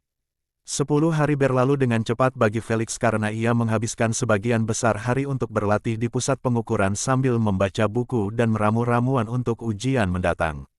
Berita tentang partisipasinya dalam permainan promosi itu sudah tersebar luas 10 hari lalu dan sebagian besar peminat permainan SG di galaksi sudah menantikannya. Terutama penduduk bumi yang kehidupannya menjadi semakin baik karena Felix menghancurkan permainan planet dan memperoleh miliaran koin sebagai modal untuk membantu planet ini maju ke depan. Saat ini, setidaknya 10% penduduk bumi telah memperoleh gelang up mereka sendiri dan sedang menjajaki peluang mereka di UVR. Sementara itu, sistem anti pengawasan dan jaringan pertahanan masih dalam tahap pembangunan. Untungnya, sebagian besar penduduk non-pribumi berperilaku baik berkat pencegahan anti-aliansi dan organisasi hantu. Saat ini, di markas besar Earthling, Olivia dan anggota tim lainnya sedang bersantai di depan hologram besar yang menampilkan hitungan mundur, rincian permainan, dan terakhir para peserta. "Ini akan menjadi brutal bagi Felix." George berkomentar sambil menunjukkan kondisi mengerikan beberapa pemain. Mereka semua dapat dengan mudah naik ke peringkat pemain berlian di cabang SG manusia. "Benar," Kenny menganggukkan kepalanya dan berkata dengan tenang, "Felix seharusnya belum berada di puncak tahap ketiga penggantian saat ini. Sejujurnya aku tidak tahu apakah itu keputusannya sendiri untuk berpartisipasi atau dia dipaksa oleh organisasi." Sylvia menggelengkan kepalanya, "Apapun itu, permainan ini tidak akan berakhir baik untuknya." Bagaimana kalau kalian sedikit percaya pada saudara Felix?" Olivia menatap mereka dengan jengkel dan berkata, "Aku yakin saudara Felix punya rencana." Tentu, sayangnya, George dan yang lainnya tidak dapat memiliki optimisme seperti Olivia. Mereka telah melihat permainan universal lainnya dan tahu bahwa permainan lokal mereka hanyalah kolam dangkal dibandingkan dengan permainan tersebut. 99,9999% manusia yang memiliki garis keturunan senang berenang di kolam ini dan mendapat penghasilan dari sana. Sisanya yang pergi keluar, mereka tidak pernah kembali atau pensiun setelah berhasil melewati pertandingan pertama mereka. Mustahil untuk kembali bermain di cabang setelah dipromosikan. Oleh karena itu, hanya mereka yang benar-benar yakin untuk naik ke jenjang berikutnya yang berani mencobanya. Sayangnya, sebagian besar dari mereka akhirnya gagal dan mereka yang berhasil terjebak di peringkat platinum. Hanya 4 manusia yang berhasil mencapai peringkat berlian di UISG dan saat ini diidolakan sebagai tokoh legendaris. Namun, Felix telah memasuki perlombaan ini saat ia baru berada di tahap kedua penggantian. Di mata mereka, ia gila. Sayangnya, tidak ada yang dapat mereka katakan yang dapat mengubah kenyataan bahwa siaran langsung akan dimulai dalam 10 menit. "Kita berdoa saja semoga dia selamat dan membuat dia berpikir ulang untuk segera naik pangkat," kata George, membuat rekan-rekan Felix menganggukkan kepala dengan ekspresi khawatir. Orang-orang yang ragu." Olivia yang kesal menyilangkan lengannya dan fokus pada layar yang kini menampilkan tayangan singkat dari setiap pemain yang menjadi sorotan dalam pertandingan cabang sebelumnya. Sementara dia menunggu untuk melihat momen-momen terbaik Felix, dia asyik bermain kartu dengan para penyewa dalam pikirannya, meneruskan tradisi itu. Namun, beberapa menit kemudian, dia terpaksa meninggalkan ruang kesadarannya dan bersiap untuk diteleportasi. Kali ini Felix mengenakan pakaian bermereknya. Pakaiannya berupa celana jeans gelap yang robek, sepatu bot tentara berwarna hijau, dan kaos putih panjang sederhana dengan logo mereknya di bagian dada. Logonya muncul seperti ini, LL, yang merupakan singkatan dari Landlord. Beruntung baginya, kontrak yang ditandatanganinya dengan ketiga merek tersebut mencakup semua jenis permainan yang diikutinya. Oleh karena itu, kontrak yang mengikatnya telah berakhir saat ia memenangkan permainan planet keempat. Ini merupakan berita yang sangat disayangkan bagi ketiga perusahaan tersebut karena mengiklankan merek mereka pada tingkat universal seperti itu merupakan mimpi yang menjadi kenyataan. Lagi pula, mereka membayar biaya yang sangat sedikit untuk iklan besar-besaran yang berpotensi mendatangkan triliunan pelanggan yang tertarik mengunjungi toko mereka. Sekarang, perusahaan pakaian Felix lah yang akan menyerap semua perhatian ini dan mengubahnya menjadi segunung koin untuk dimanfaatkan Felix dalam sistem budidaya barunya yang boros. Waktu tersisa 5 menit, sebaiknya periksa situs-situs hadiah yang dikenal dan lihat apa yang akan kuhadapi dalam permainan ini. Felix bergumam sambil duduk di sofa. Setelah beberapa klik di sana-sini, ia berhasil mendapatkan akses ke situs web hadiah terbesar di dunia yang hanya menerima hadiah terkait SG. Dia mengetikkan ide SG-nya di semua itu dan sepersekian detik kemudian, ratusan hadiah muncul yang namanya tercantum di sana. 70 miliar SC untuk memaksa menandatangani kontrak perbudakan dalam permainan milik pembayar. Aku akan dikutuk. Felix tidak menyangka ada orang yang rela membayar sebanyak itu untuk matanya. Lagi pula, sangat kecil kemungkinan mata Felix bisa berfungsi pada orang lain jika diambil dengan benar. Bounty tersebut tidak akan menjadi masalah besar bagi saya dalam permainan ini, tetapi di permainan berikutnya, saya mungkin akan benar-benar menderita jika sebagian besar pemain lebih fokus kepada saya daripada kejuaraan, kata Felix sambil menutup situs tersebut. Tidak ada gunanya membaca tentang sisanya ketika hadiah terbesar mengalahkan semuanya. Dia mengerti bahwa 70 miliar adalah jumlah besar yang akan menggerakkan sebagian besar pemain. Kalau saja kontrak yang ditandatangani para primogenitor tidak melarang pemberian hadiah kepada juara lawan, Felix akan berpikir bahwa itu adalah perbuatan primogenitor darah. Hanya karena kita punya kontrak yang ketat, bukan berarti kita tidak punya kemampuan untuk melampauinya. Jormungandr menggelengkan kepalanya dan menjelaskan, kontrak itu ada hanya untuk membuat taruhan tidak mungkin dilakukan. Bagaimana dengan hal-hal lainnya? Harga diri kitalah yang menghentikan kita dari melakukan trik-trik kotor seperti mengirim bawahan untuk membunuh juara atau memberikan hadiah dan mempersulitnya.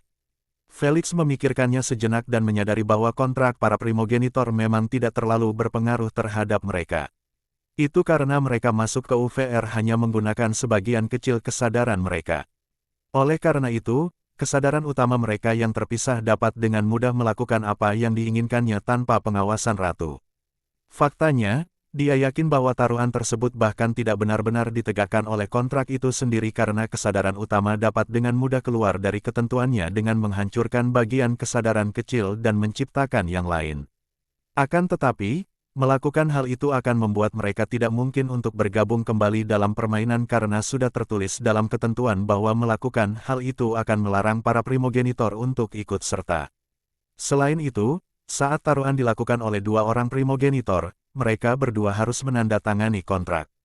Baru setelah itu rincian taruhan mereka akan didaftarkan oleh ratu dalam basis datanya. Jadi, jika salah satu di antara mereka memutuskan untuk bertahan, para primogenitor lainnya akan diberitahu dan menanganinya sesuai aturan.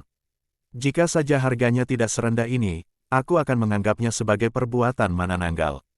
Jormungandr berkata dengan nada jijik, aku benar-benar bisa melihat sampah tercela itu melakukan trik seperti itu untuk mengamankan kemenangan melawanku dengan cara apapun. Sial, aku mungkin akan dipukuli sampai mati jika tidak menang melawan pedagang darah, pikir Felix sambil sedikit berkeringat di dahinya. Dia tidak tahu taruhan apa yang dipasang atau bagaimana pertemuan dengan Lady Sphinx, Jormungandr, dan Manananggal. Namun, dia bisa melihat bahwa kebencian Jormungandr tidak berkurang sedikit pun. Tak lama kemudian, Felix diteleportasi ke aula permainan seperti pemain lainnya. Berbeda dengan gedung permainan yang pernah ia datangi sebelumnya, gedung permainan kali ini diadakan di sebuah hutan dengan pepohonan yang menjulang tinggi ke langit. Semua pemain yang diteleportasi telah membuka mata mereka terhadap kicauan burung dan suasana dingin. Mereka berdiri di hamparan padang rumput yang kosong, sementara di hadapan mereka tumbuh sebuah pohon kecil berdaun ungu. Sepertinya MC-nya adalah spesies yang lebih suka hidup di alam, pikir Felix sambil melihat sekelilingnya.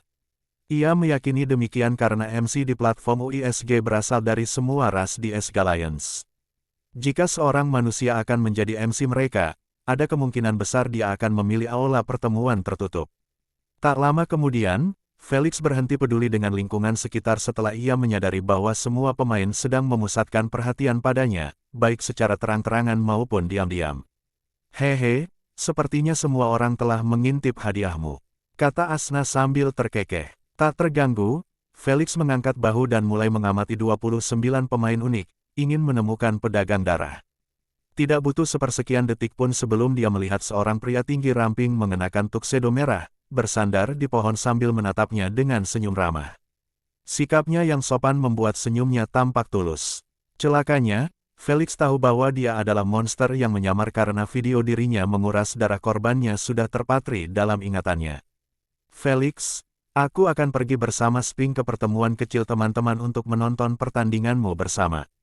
Ingatlah bahwa kita tidak akan bisa berbicara denganmu sama sekali selama pertandingan karena peraturan yang ditetapkan dalam kontrak. Felix menganggukkan kepalanya tanda mengerti. Dia sudah diberitahu bahwa saat dia direkrut sebagai juara, dia kehilangan hak istimewa untuk berbicara dengan primogenitor di benaknya karena primogenitor tersebut dapat menyalahgunakannya. Lagi pula, mereka dapat dengan mudah menonton pertandingan dengan kesadaran utama mereka dan memberikan tips kepada jagoan mereka agar dapat memenangkan permainan. Cara untuk memerangi hal ini adalah dengan membuat sang ratu mengkhianati leluhur mereka saat ia mendengar suara mereka dalam pikiran para juara mereka.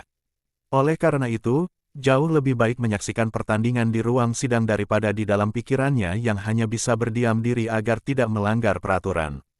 Tentu saja, Asna terbebas dari aturan ini karena jiwanya terhubung dengan Felix, tidak seperti para primogenitor. Jadi, apapun yang dikatakannya sama saja dengan Felix yang sedang berpikir. Berpikir tidak melanggar aturan, meskipun aku tidak akan berbicara denganmu, ketahuilah bahwa aku mengawasi semuanya. Jadi, hancurkan dia di depan semua orang dan tunjukkan kepada mereka mengapa aku menaruh kepercayaanku padamu, kata Jormungandr sambil menatap dingin ke arah Blood Merchant. Felix menyeringai tipis dan berjanji dengan nada percaya diri, serahkan saja padaku. Segera setelah mendengarnya, Jormungandr menutup matanya dan masuk ke UVR. Lady Sphinx tidak pergi bersamanya karena dia terhubung ke UVR dengan bagian kesadaran yang lain. Sementara itu, Felix sudah menghentikan adu tatap dengan Blood Merchant dan pergi mencari tempat duduk. Tak lama kemudian, ia menemukan dahan pohon yang tebal dekat tanah. Felix melompat ke atasnya dan merasa nyaman, meskipun tahu bahwa menunggu MC mungkin akan memakan waktu beberapa menit. Di seberang padang rumput, seorang lelaki jangkung ramping dengan kulit kecoklatan, telinga lancip, dan taring panjang yang mencapai dagunya tengah berjalan anggun menuju Blood Merchant. Felix memperhatikan hal ini dan menyipitkan matanya, Vanlord, vampir kedua dalam permainan. Dia pasti ingin memulai aliansi dengan Blood Merchant. Sebagaimana diasumsikannya, Blood Merchant dan Vanlord tampak cocok satu sama lain karena mereka terus berbincang satu sama lain tanpa henti dalam waktu yang cukup lama. Tak lama kemudian, mereka berjabat tangan dan menatap Felix sejenak sebelum berpisah.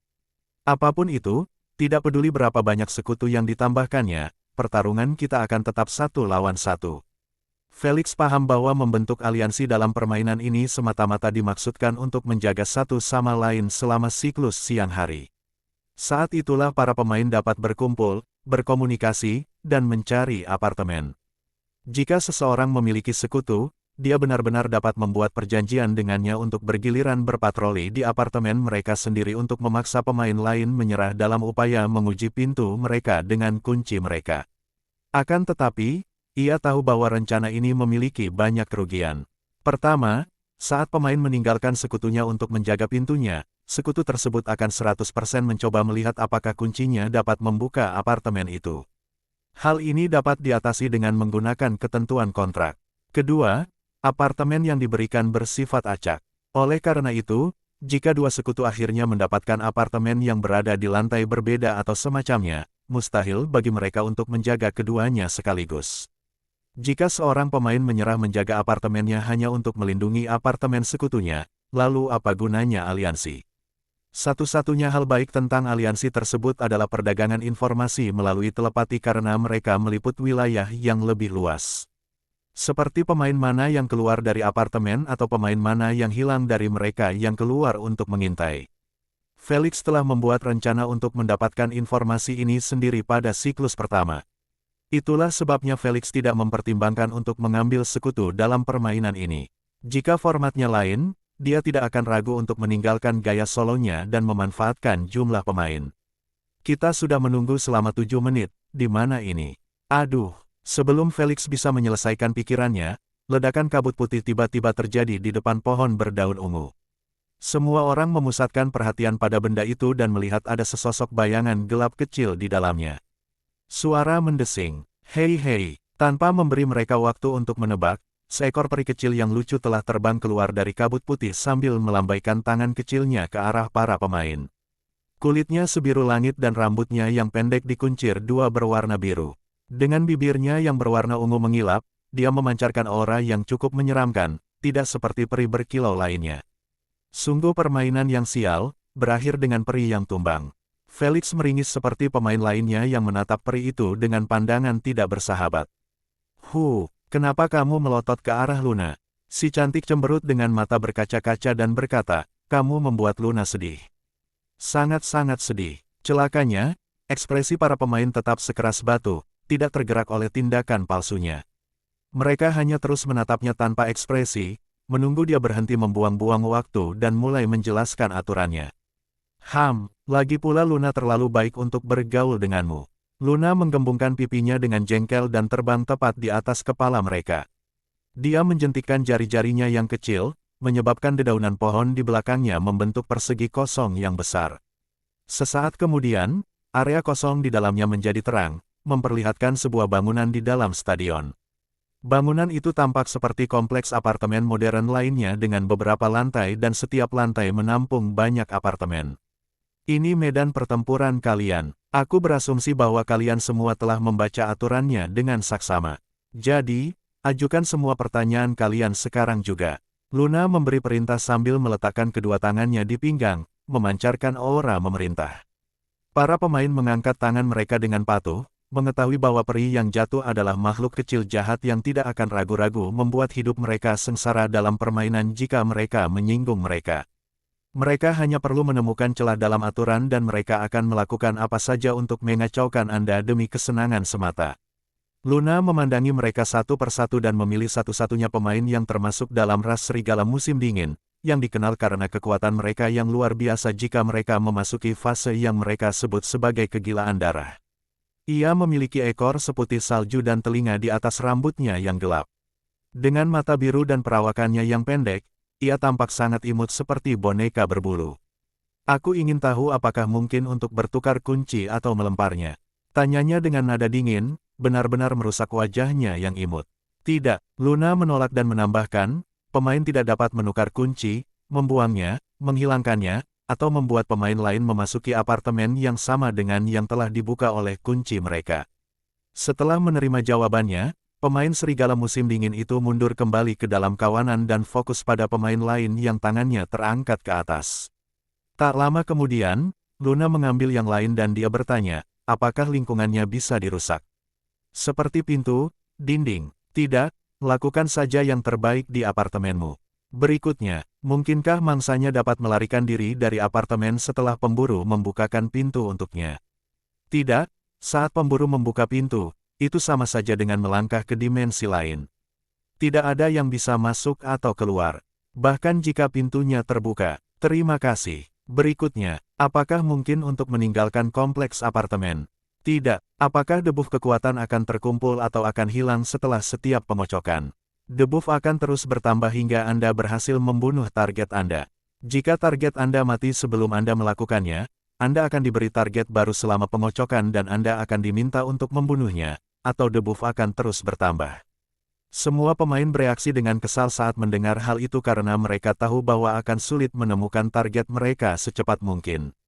"Oh, kamu tidak perlu khawatir menerima debuff jika kamu gagal menemukan targetmu," Luna menjelaskan, hanya mereka yang bersembunyi di apartemen mereka secara pasif yang akan menerima penalti.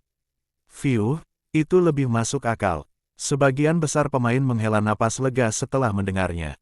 Lagi pula, ada 100 apartemen yang perlu digeledah dan hanya punya waktu 30 menit di awal untuk menyelesaikannya. Jika mereka gagal, mereka akan mendapat minus 10%, yang akan memberi mereka kerugian besar selama perburuan mendatang atau saat diburu. Berikutnya, berapa banyak siklus yang harus dilalui sebelum permainan berakhir? Fanlord bertanya sambil menundukkan kepalanya dengan sopan. Tidak ada batasnya. Luna menjawab, selama penjaga kunci terakhir belum muncul, permainan akan terus berlanjut. Meskipun begitu, aku tidak akan repot-repot melakukan itu karena setelah setiap pergantian, beberapa pemain pasti akan mati. Dia mencibir dengan sinis. Permainan seperti ini yang tidak memberikan pilihan bagi pemain selain menang, mati, atau didiskualifikasi banyak digunakan dalam permainan promosi. Jika pemain beruntung mendapatkannya dalam permainan normal, mereka akan diberikan pilihan untuk mencoba lagi di permainan lain. Lagi pula, platform ini tidak pernah memaksa pemain untuk bermain atau mati. Itu sepenuhnya tergantung pada keputusan dan alasan pemain itu sendiri. Meski begitu, masih banyak pemain yang memilih memainkan jenis permainan mematikan tersebut karena hadiahnya selalu sangat menarik. Berikutnya, apakah apartemen akan tetap sama untuk setiap pemain setelah pemocokan? Tidak, semuanya akan diacak lagi. Melihat tidak ada yang mengangkat tangan setelah jawabannya, Luna berseru keras sambil berubah menjadi partikel cahaya, tanya jawab selesai. Kalian punya waktu 30 menit untuk mencari teman. Setelah suaranya bergema terakhir kalinya di lapangan rumput, dia menghilang dari pandangan, meninggalkan para pemain saling memandang dengan niat membunuh yang tersembunyi. Dalam permainan ini, sudah ditakdirkan bahwa hanya satu pemain yang akan bertahan hidup. Kecuali jika beberapa pemain di sini memiliki kupon untuk menyelamatkan mereka dalam situasi terburuk seperti kupon menyerah atau mereka membuat diri mereka didiskualifikasi karena melanggar peraturan. Kurasa berita itu benar. Felix mengusap dagunya sambil berpikir, pemenang setiap pertandingan promosi akan menerima gelar umum yang disebut pemain Liga Besar. Ketika Luna pergi, para pemain membuang niat membunuh dan mulai berbaur satu sama lain, mencari setidaknya satu kemitraan yang mungkin berguna. Beberapa dari mereka bahkan telah menghubungi satu sama lain sebelum pertandingan dimulai. Para pemain dari ras yang sama dapat dengan mudah mendapatkan teman, tidak seperti yang lain. Tetapi tetap saja, dari ras yang sama atau tidak, mereka pasti akan saling mengkhianati. Begitulah yang terjadi di permainan individu. Felix dianggap sebagai yang terlemah di antara semuanya karena ia baru berada di tahap kedua sebagai pemain pengganti di depan publik, menjadikannya pilihan populer bagi para pemain tersebut. Sayangnya, Felix menolak semuanya, karena menganggap aliansi hanya membuang-buang waktu dalam mode permainan ini. Bukan hanya dia yang percaya hal itu, tetapi juga banyak pemain lainnya. Dalam 30 menit itu, hanya 10 kemitraan yang dibangun, menyisakan 10 pemain solo, termasuk Felix. Sepanjang cerita, Felix berada dalam baku tembak antara Blood Merchant dan Fanlord, yang tidak pernah repot-repot menyembunyikan niat membunuh mereka meskipun mereka selalu memiliki senyum sopan di bibir mereka. Felix hanya mengabaikannya dengan menutup matanya dan menunggu dengan sabar hingga permainan dimulai. Di aula pertemuan yang sama, J. Ermomander dan Lady Sphinx saat ini sedang duduk bersama beberapa primogenitor. Jumlah pelayannya telah melampaui waktu sebelumnya di mana J. Ermomander dan Lady Sphinx menandatangani kontrak. Saya bertaruh pecahan cermin jiwa pada jagoan Manananggal. Chauver memberi isyarat dengan tangannya ke arah para leluhur dan bertanya dengan nada percaya diri, ada yang mau. Kebanyakan primogenitor menunjukkan ekspresi tidak tertarik pada taruhan tersebut karena mereka tidak membutuhkan harta karunnya sama sekali. Mereka tahu bahwa cermin jiwa telah pecah menjadi jutaan kepingan dan mengumpulkan semuanya merupakan tugas yang mustahil karena kepingan tersebut tersebar di seluruh dunia. Ditambah lagi, mereka juga tidak ingin menerima taruhan yang kalah karena mereka tidak yakin pada Felix untuk muncul sebagai pemenang setelah melakukan penelitian ekstensif tentangnya. Aku akan membantumu. Aspido Celone menunjukkan senyum ramah seperti orang tua dan mengusulkan, aku menawarkan lokasi ke inti bintang yang baru lahir. Api menyembur keluar dari mata Cherufe mendengar hal itu. Lebih baik menjadi besar. Sudah lama sejak saya menikmati kelezatan seperti ini, kata Cherufe dengan suara gembira. Itu B. Hadirin sekalian dari seluruh penjuru dunia, mohon berikan tepuk tangan kepada para pemain. Mereka baru saja diteleportasi dan membuka mata mereka terhadap stadion yang penuh sesak dengan hampir 100 juta penonton. Semua penonton tersebut sebagian besar adalah penggemar dari 30 pemain tersebut, yang membayar sedikitnya 20.000 SC untuk tiket normal untuk menonton pertandingan ini. Meski harga tiketnya sangat mahal dibandingkan dengan menonton pertandingan di galaksi sendiri, para penggemar setia dan fanatik ini tetap akan membayarnya kapan saja dan di mana saja hanya untuk mendukung idola mereka. Pedagang darah. Anissa. Hari kiamat. LAAANDLOORD. Teriakan riuh puluhan juta penonton terdengar begitu keras, membuat semua orang merasakan stadion bergetar dan bergemuruh. Pemimpin Emma, Marcus, dan penggemar kerajaan Felix lainnya ikut serta dalam kekacauan ini, sambil menabuh genderang dan melambaikan bendera hologram raksasa yang menampilkan gambar Felix sambil mengenakan pakaian bermereknya. Untuk mengiklankan merek dan klubnya, Emma cukup pintar untuk menjual pakaian dengan diskon 30% kepada semua anggota klub. Oleh karena itu, alasan mengapa semua orang saat ini mengenakan pakaian bermerek Felix. Sayang, kamera tak fokus pada mereka, melainkan pada Luna mungil yang tengah mengepakkan sayapnya ke arah para pemain. Beberapa pemain menjawab pertanyaan-pertanyaan tersebut sementara yang lain hanya memberikan sepatah dua kata, karena tidak ingin mengungkap informasi pribadi mereka. Luna tidak membuang-buang waktu pada mereka tapi beralih ke pemain lain. Ketika hanya tersisa 2 menit untuk segmen wawancara, Luna melihat Felix berjongkok di belakang seorang orc dan raksasa humanoid sungguhan, yang tingginya 5 meter. Hehe, mencoba bersembunyi dariku. Luna mencibir dan menyerbu para pemain, mencapai Felix dalam sekejap. Mendengar suara dengungan sayapnya yang mengganggu di belakangnya, Felix mendesah sambil berpikir, hampir saja. Tuan-tuan tanah, bisakah Anda memberitahu kami alasan Anda ikut serta dalam permainan promosi sepagi ini? Luna mendekatkan wajahnya dan berkata dengan nada penasaran, dari informasi yang saya kumpulkan, sepertinya Anda masih dalam tahap penggantian kedua. Saya ragu bahwa Bloodliner tahap keempat benar-benar dapat memenangkan permainan di sini kecuali mereka sangat beruntung. Bu, Tuhan kita tak terkalahkan. Kalian manusia yang kurang baik tak bisa memahami pikiran Tuhan kita. Penggemar Felix dan pemirsa manusia tidak menyukai sedikit pun bunyi pertanyaannya. Sementara para penggemar bersorak-sorai, para penonton biasa tetap diam karena mereka juga penasaran dengan keputusan Felix. Sayang sekali, tidak mungkin Felix akan memperlihatkan kekuatan barunya di hadapan para pemain itu hanya untuk meredakan rasa ingin tahu mereka. Saya yakin saya bisa menang jika saya bekerja keras, kata Felix sambil tersenyum. Dia memberi mereka jawaban yang paling umum dan tidak enak didengar, membuat pemirsa ragu apakah dia benar-benar berpikir seperti itu atau dia mempunyai agenda tersembunyi. Apapun itu, Luna melakukan tugasnya dengan mendesak Felix agar memberikan jawaban, tetapi jawaban Felix tetap membosankan dan anti klimaks seperti biasanya. Kalau saja para pemain tidak dilarang beriklan di segmen wawancara, Felix pasti sudah mengubahnya menjadi iklan untuk mereknya. Dasar brengsek yang tidak mendukung. Luna mengumpat dalam hatinya sambil mengambil mikrofonnya dan meninggalkannya sendirian setelah melihat 2 menit terakhir sudah berakhir. Dia berteleportasi kembali ke meja komentarnya yang kecil yang tampak seperti meja mainan dan berseru, setelah hitungan mundur mencapai 0, kalian semua akan diteleportasi langsung ke apartemen acak dan diberi waktu 2 menit untuk menjelajahinya sebelum siklus siang hari pertama dimulai. Setelah melihat para pemain menganggukkan kepala dengan ekspresi fokus, dia menepukkan tangannya 2 kali dan hitungan mundur pun muncul di layar. Saat mencapai angka 10, para pemirsa mulai menghitung mundur hingga mencapai angka 0. Suara mendesing. Di kursi berlengan kulit yang nyaman, partikel-partikel cahaya mulai berkumpul membentuk tubuh Felix. Sepersekian detik kemudian, dia membuka matanya dan melihat pemandangan sebuah ruangan putih yang membentang, menyerupai arena putih jika saja tidak karena dinding dan langit-langit kaca di atasnya yang memperlihatkan langit biru cerah. Di seluruh apartemen, hanya ada pintu hitam dan kursi berlengan. Apartemen pantatku, gerutu Felix sambil berdiri. Ia terus-menerus menoleh ke kiri dan kanan, memeriksa apartemennya yang lebih kosong daripada rumah yang dirampok. Seperti yang diharapkannya, apartemen tersebut dimodifikasi untuk mengakomodasi pertempuran sementara kompleks apartemen ada di sana untuk membuat mode permainan menjadi unik. Semoga saja berhasil. Tak lama kemudian, Felix menyalakan penglihatannya satu persatu dan fokus ke dinding, ingin melihat apakah ia bisa melihat pemain di sisi lain. Sayang sekali, tak ada satu penglihatan pun yang berhasil menembus tembok dan melihat apa yang ada di baliknya.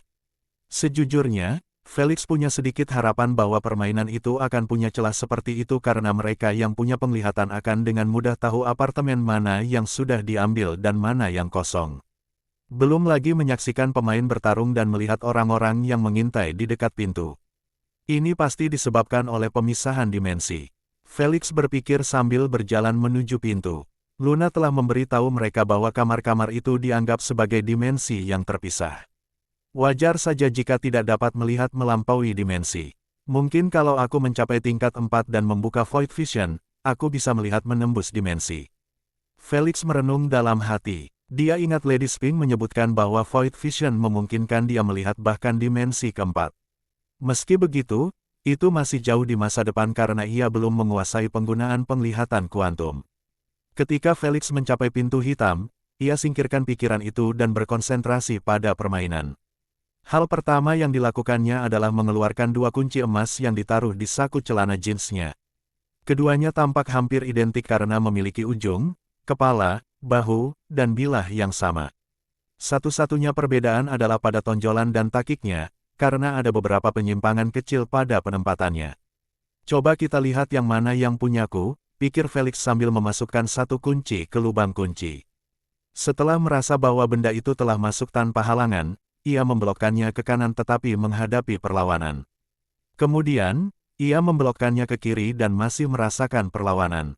Saya rasa bukan ini. Felix mengeluarkan kunci, sambil tahu bahwa menambah tekanan atau mencoba lagi tidak akan mengubah hasilnya. Jika itu terjadi di dunia nyata mungkin itu akan berhasil, tetapi tidak dalam game. Alat-alat itu dirancang untuk bekerja dengan sempurna untuk pertama kalinya.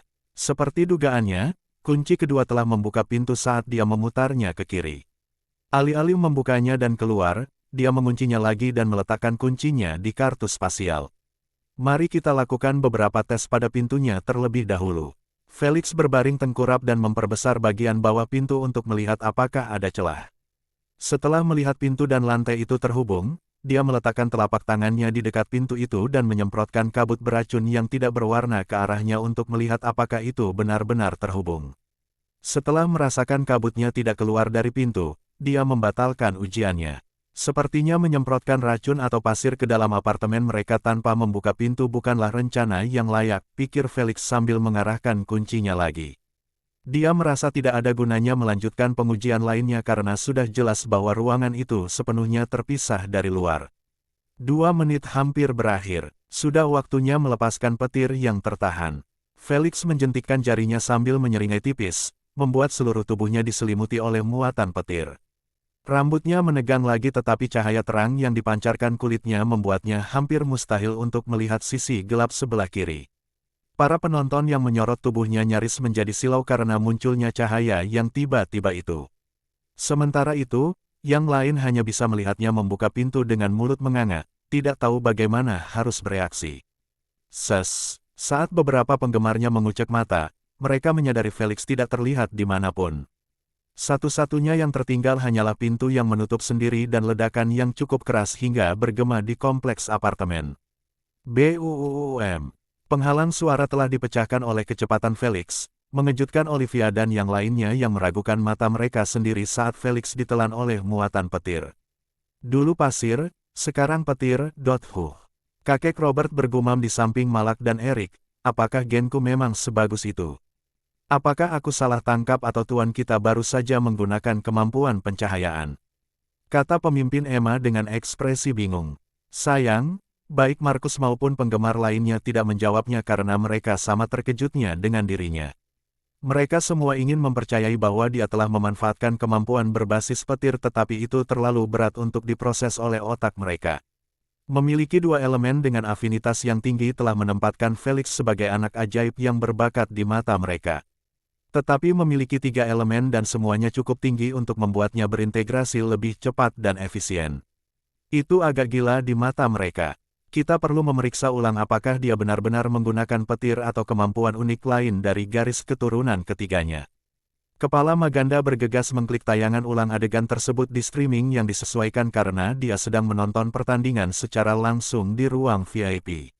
Putri Bird dan seluruh aliansi anti kerajaan pun tersadar dari lamunan mereka dan memperhatikan layar yang menampilkan transformasi Felix dalam gerakan lambat. Aliran air itu menjadi terang karena percikan cahaya yang menutupi seluruh tubuh Felix.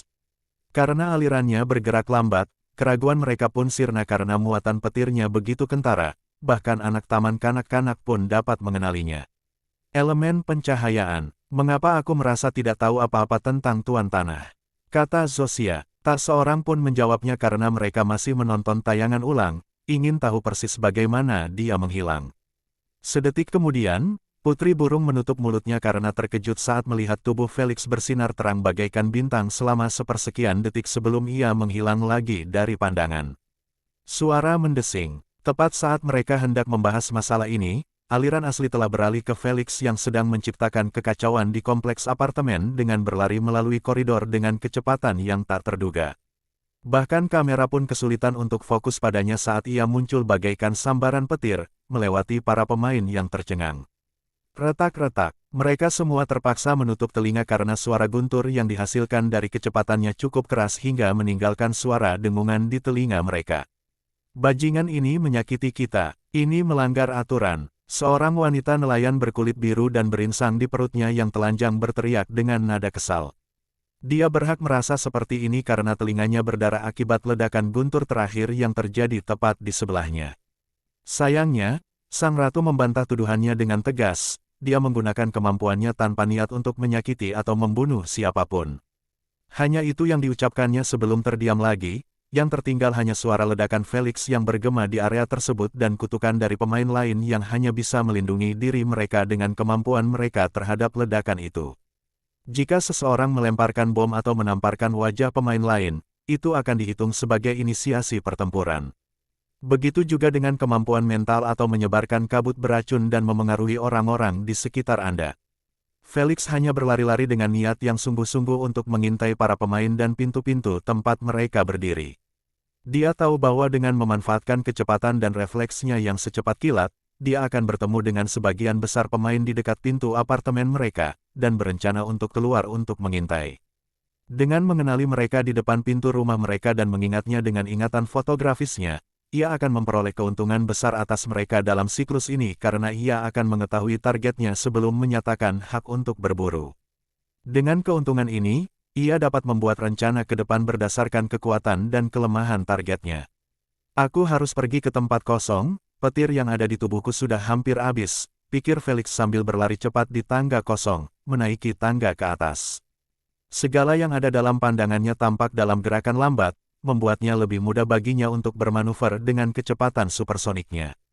Kalau bukan karena pasifnya, dia pasti sudah bertabrakan dengan banyak pemain yang menghalangi jalannya dan menyebabkan dia didiskualifikasi. Wuih, retak. Saat dia melakukannya, muatan listriknya telah menghilang, memungkinkan rambutnya yang kaku dan cerah kembali normal. Sial, meskipun aku menyerap jutaan volt di kehidupan nyata dan menahannya sebelum bergabung dalam permainan, aku tetap menghabiskan 70%-nya hanya dalam 40 detik. Felix tersenyum kecut sambil menaiki tangga. Petir yang ada di dalam tubuh Felix lah yang memberinya peningkatan kecepatan ini, bukan kemampuan aktif atau pasif.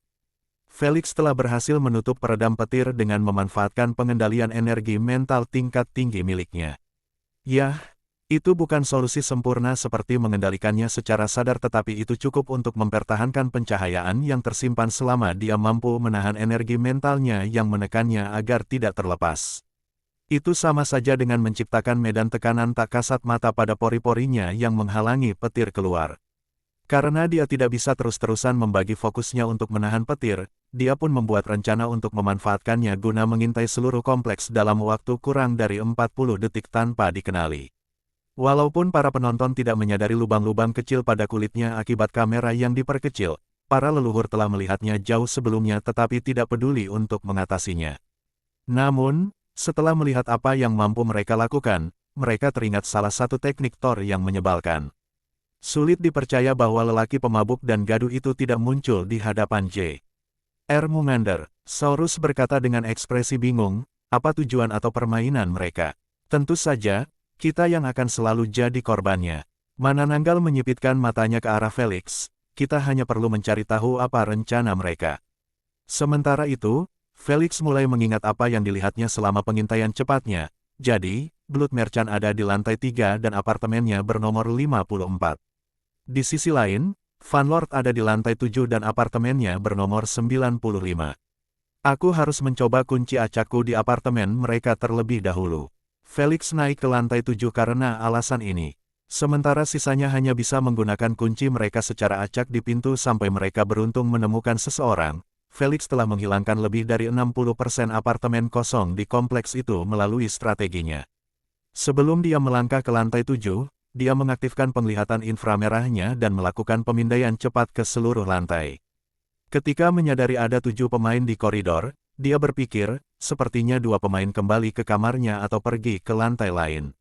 Felix tidak berpikir lebih jauh dan bergabung dengan ke-7 pemain itu. Saat kakinya mendarat di koridor yang sunyi, semua orang menoleh tajam, menatapnya. Itu manusia, seru si Halfling Tiger dalam benaknya dengan mata berbinar, semoga saja kuncinya bisa membuka apartemenku. Kumohon, biarkanlah aku mungkin harus membiarkan pintu rumahku tidak dijaga untuknya. Sementara itu, pemain lainnya menginginkan yang sebaliknya, ingin menjadi mangsa Felix. Di mata mereka, Felix adalah yang paling lemah di antara mereka dan mereka memiliki peluang lebih besar untuk membunuhnya jika dia menyatakan hak perburuan untuk mereka. Tuan pedagang darah, manusia itu saat ini ada di lantai saya. Van Lord mengirimkan pesan telepati sambil mengamati Felix di balik tabir yang terbuat dari darah. Tabir itu menutupi seluruh tubuhnya, membuatnya mustahil mengetahui apakah dia Van Lord atau Blood Merchant. Ini adalah strategi umum yang digunakan oleh sebagian besar pemain untuk menghindari dikenali saat mencoba membuka apartemen.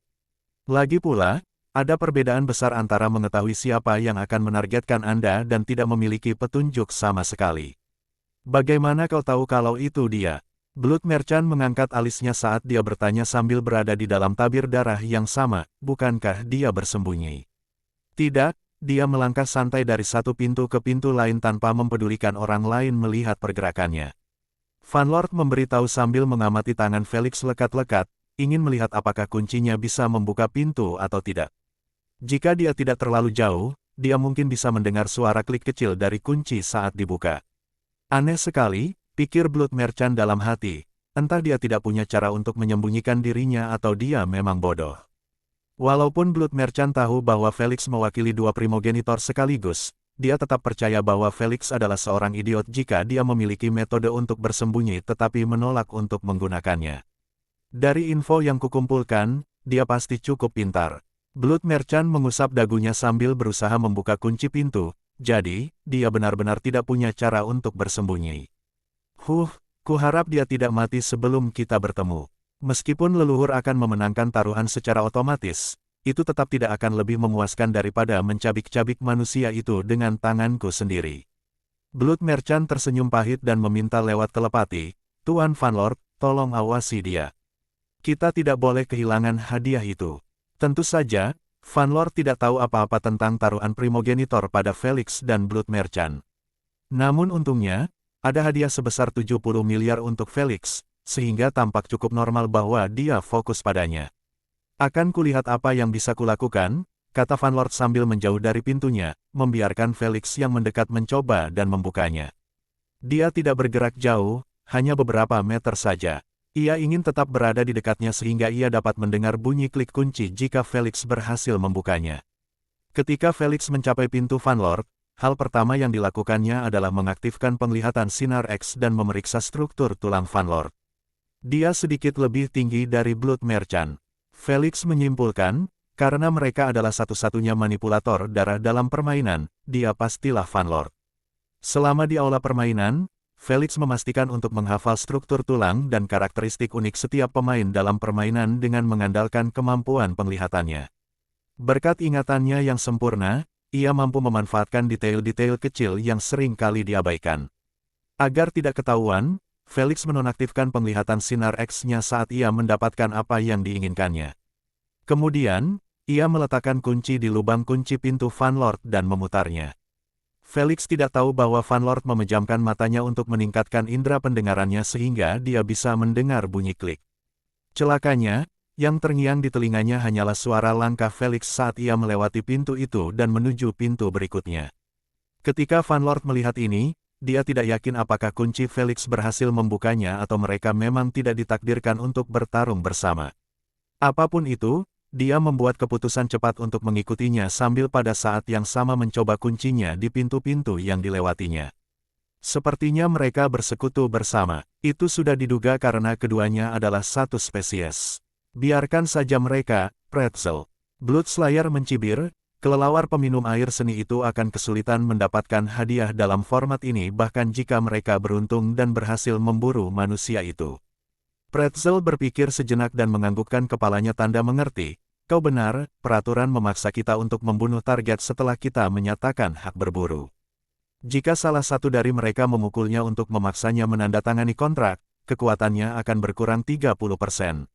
Saya berharap salah satu di antara mereka cukup serakah untuk melakukannya hanya untuk akhirnya diburu di siklus berikutnya. Ayo kita lanjutkan pengintaian kita. Pretzel memberitahu, hanya tersisa 25 menit dan kita baru menjelajahi setengah lantai. Sementara keduanya kembali ke apartemen mereka untuk berburu, Felix mengabaikan semua apartemen lainnya dan turun ke lantai 6. Dia sudah melewati 8 apartemen berpenghuni di lantai tersebut dan kuncinya tidak berfungsi di satu pun di antaranya. Apakah dia sudah selesai dengan lantai ini atau dia akan kembali ke apartemennya? Van Lord bertanya-tanya dalam kebingungan sambil terus mengikuti Felix dari dekat. Dia tidak peduli jika Felix tahu tentang penguntitannya karena dia tidak bisa berbuat apa-apa. Itu juga alasan dia menyerah mempertahankan apartemennya seperti yang dilakukan beberapa pemain. Itu bukanlah rencana yang bagus karena jika dia terlalu dekat dengan pintu, dia akan ketahuan bahwa apartemen itu miliknya. Jika dia mengawasinya dari jauh, para pemain tidak akan ragu untuk menguji kunci mereka pada gagang pintunya. Di mata Felix, permainan terbaik dalam situasi ini adalah fokus pada pencarian targetnya sendiri sehingga mereka akan selalu unggul atas pemain lain. Lagi pula, jika ada yang menyatakan hak berburu kepadanya sementara dia sendiri sedang menyatakannya pada targetnya, dia akan selamat dari siklus malam sambil memperoleh keuntungan dalam pertarungan berikutnya. Sekalipun dia tidak menemukan sasarannya, dia akan langsung dikembalikan ke apartemennya tanpa kehilangan apapun. Jadi, berada dalam posisi menyerang adalah strategi terbaik dan karena Felix sudah hafal apartemen sebagian besar pemain, ia terus menyerang mereka, mengejutkan para penonton dan membuat para pemain heran dengan akurasinya yang luar biasa. Beberapa pemain menyambutnya untuk mencoba di pintu mereka sendiri, berharap mereka akan menjadi kaya dengan mengurus hadiahnya. Sementara itu, beberapa menganggap Felix serius. Hal ini memperlambat kecepatannya karena ia terkadang harus menunggu hingga pemain tersebut menyerah pada rencana bodoh mereka dan sepenuhnya agresif seperti orang lain. Tepat setelah wajahnya ditampilkan di streaming, penggemarnya menjadi heboh, bersorak histeris dan menabuh drum. Celakanya, Luna tidak meninggalkannya di layar bahkan selama 10 detik sebelum ia mengarahkan kamera ke Blood Merchant yang saat itu tengah berdiri di depan pintu yang tertutup rapat.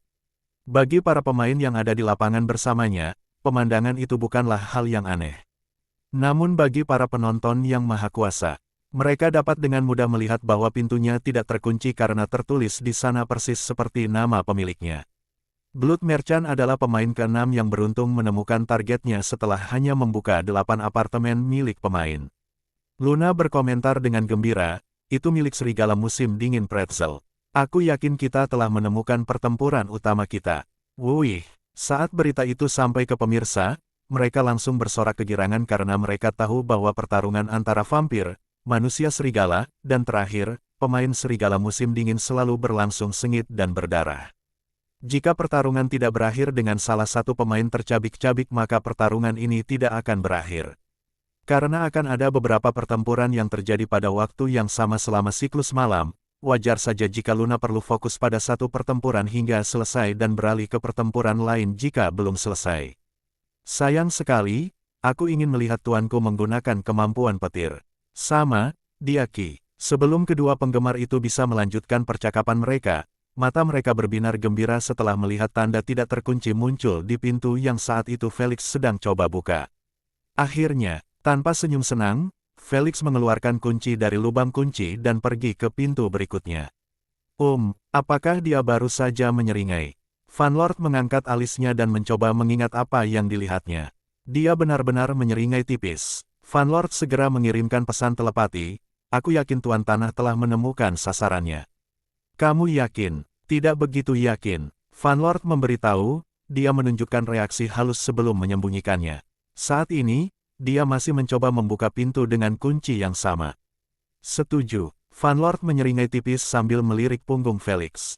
Sementara itu, Luna telah mengalihkan kamera kepadanya setelah mendapat pemberitahuan bahwa dia telah membuka kunci pintu. Hal pertama yang dilakukannya adalah memeriksa nama pemain yang akan menjadi mangsa Felix. Sikap sial Tuan Tanah terus berlanjut karena targetnya ternyata adalah Baguga si raksasa besar. Seru Luna dengan keras. Para penonton tidak dapat menahan diri untuk tidak setuju dengannya karena beberapa dari mereka bahkan mulai berteriak keras agar dia memfokuskan kamera pada pertempuran terlebih dahulu karena pertempuran itu akan berakhir hanya dalam hitungan detik. Mereka semua yakin bahwa pertarungan itu terlalu tidak imbang karena raksasa dikenal dengan kekuatan fisik yang luar biasa dan kulit keras yang mampu menahan semua unsur penghancur. Kakak Felix juga punya kemampuan untuk mengubah dirinya menjadi raksasa. Olivia berkata dengan nada tidak yakin, mungkin itu cukup untuk menjembatani kesenjangan. Mendengar hal itu, George menggelengkan kepalanya dan berkata, jika kita menggunakan sistem pengukuran kita, maka Baguga seharusnya memiliki tidak kurang dari 16 kbf. Informasi ini hanya berdasarkan apa yang telah ia tunjukkan dalam permainan sebelumnya. Tidak mungkin Felix bisa menjembatani celah itu karena dia harus menjadi setidaknya seorang bloodliner tahap ke-6. Sylvia mendesah, aku tidak tahu mengapa dia memilih untuk berpartisipasi dalam permainan kejam ini melawan para pemain kejam itu, tetapi aku berharap setidaknya dia bisa keluar dari permainan ini dengan selamat. Apakah itu mungkin? Leo bertanya-tanya. Sylvia menganggukkan kepalanya dan menjelaskan, jika aku berada di situasinya, aku akan mencoba membunuh Giant Baguga. Ketika aku gagal memberikan damage padanya, aku akan kabur dari apartemen. Lalu, aku akan memukul seseorang di koridor untuk mendiskualifikasi diriku dari permainan.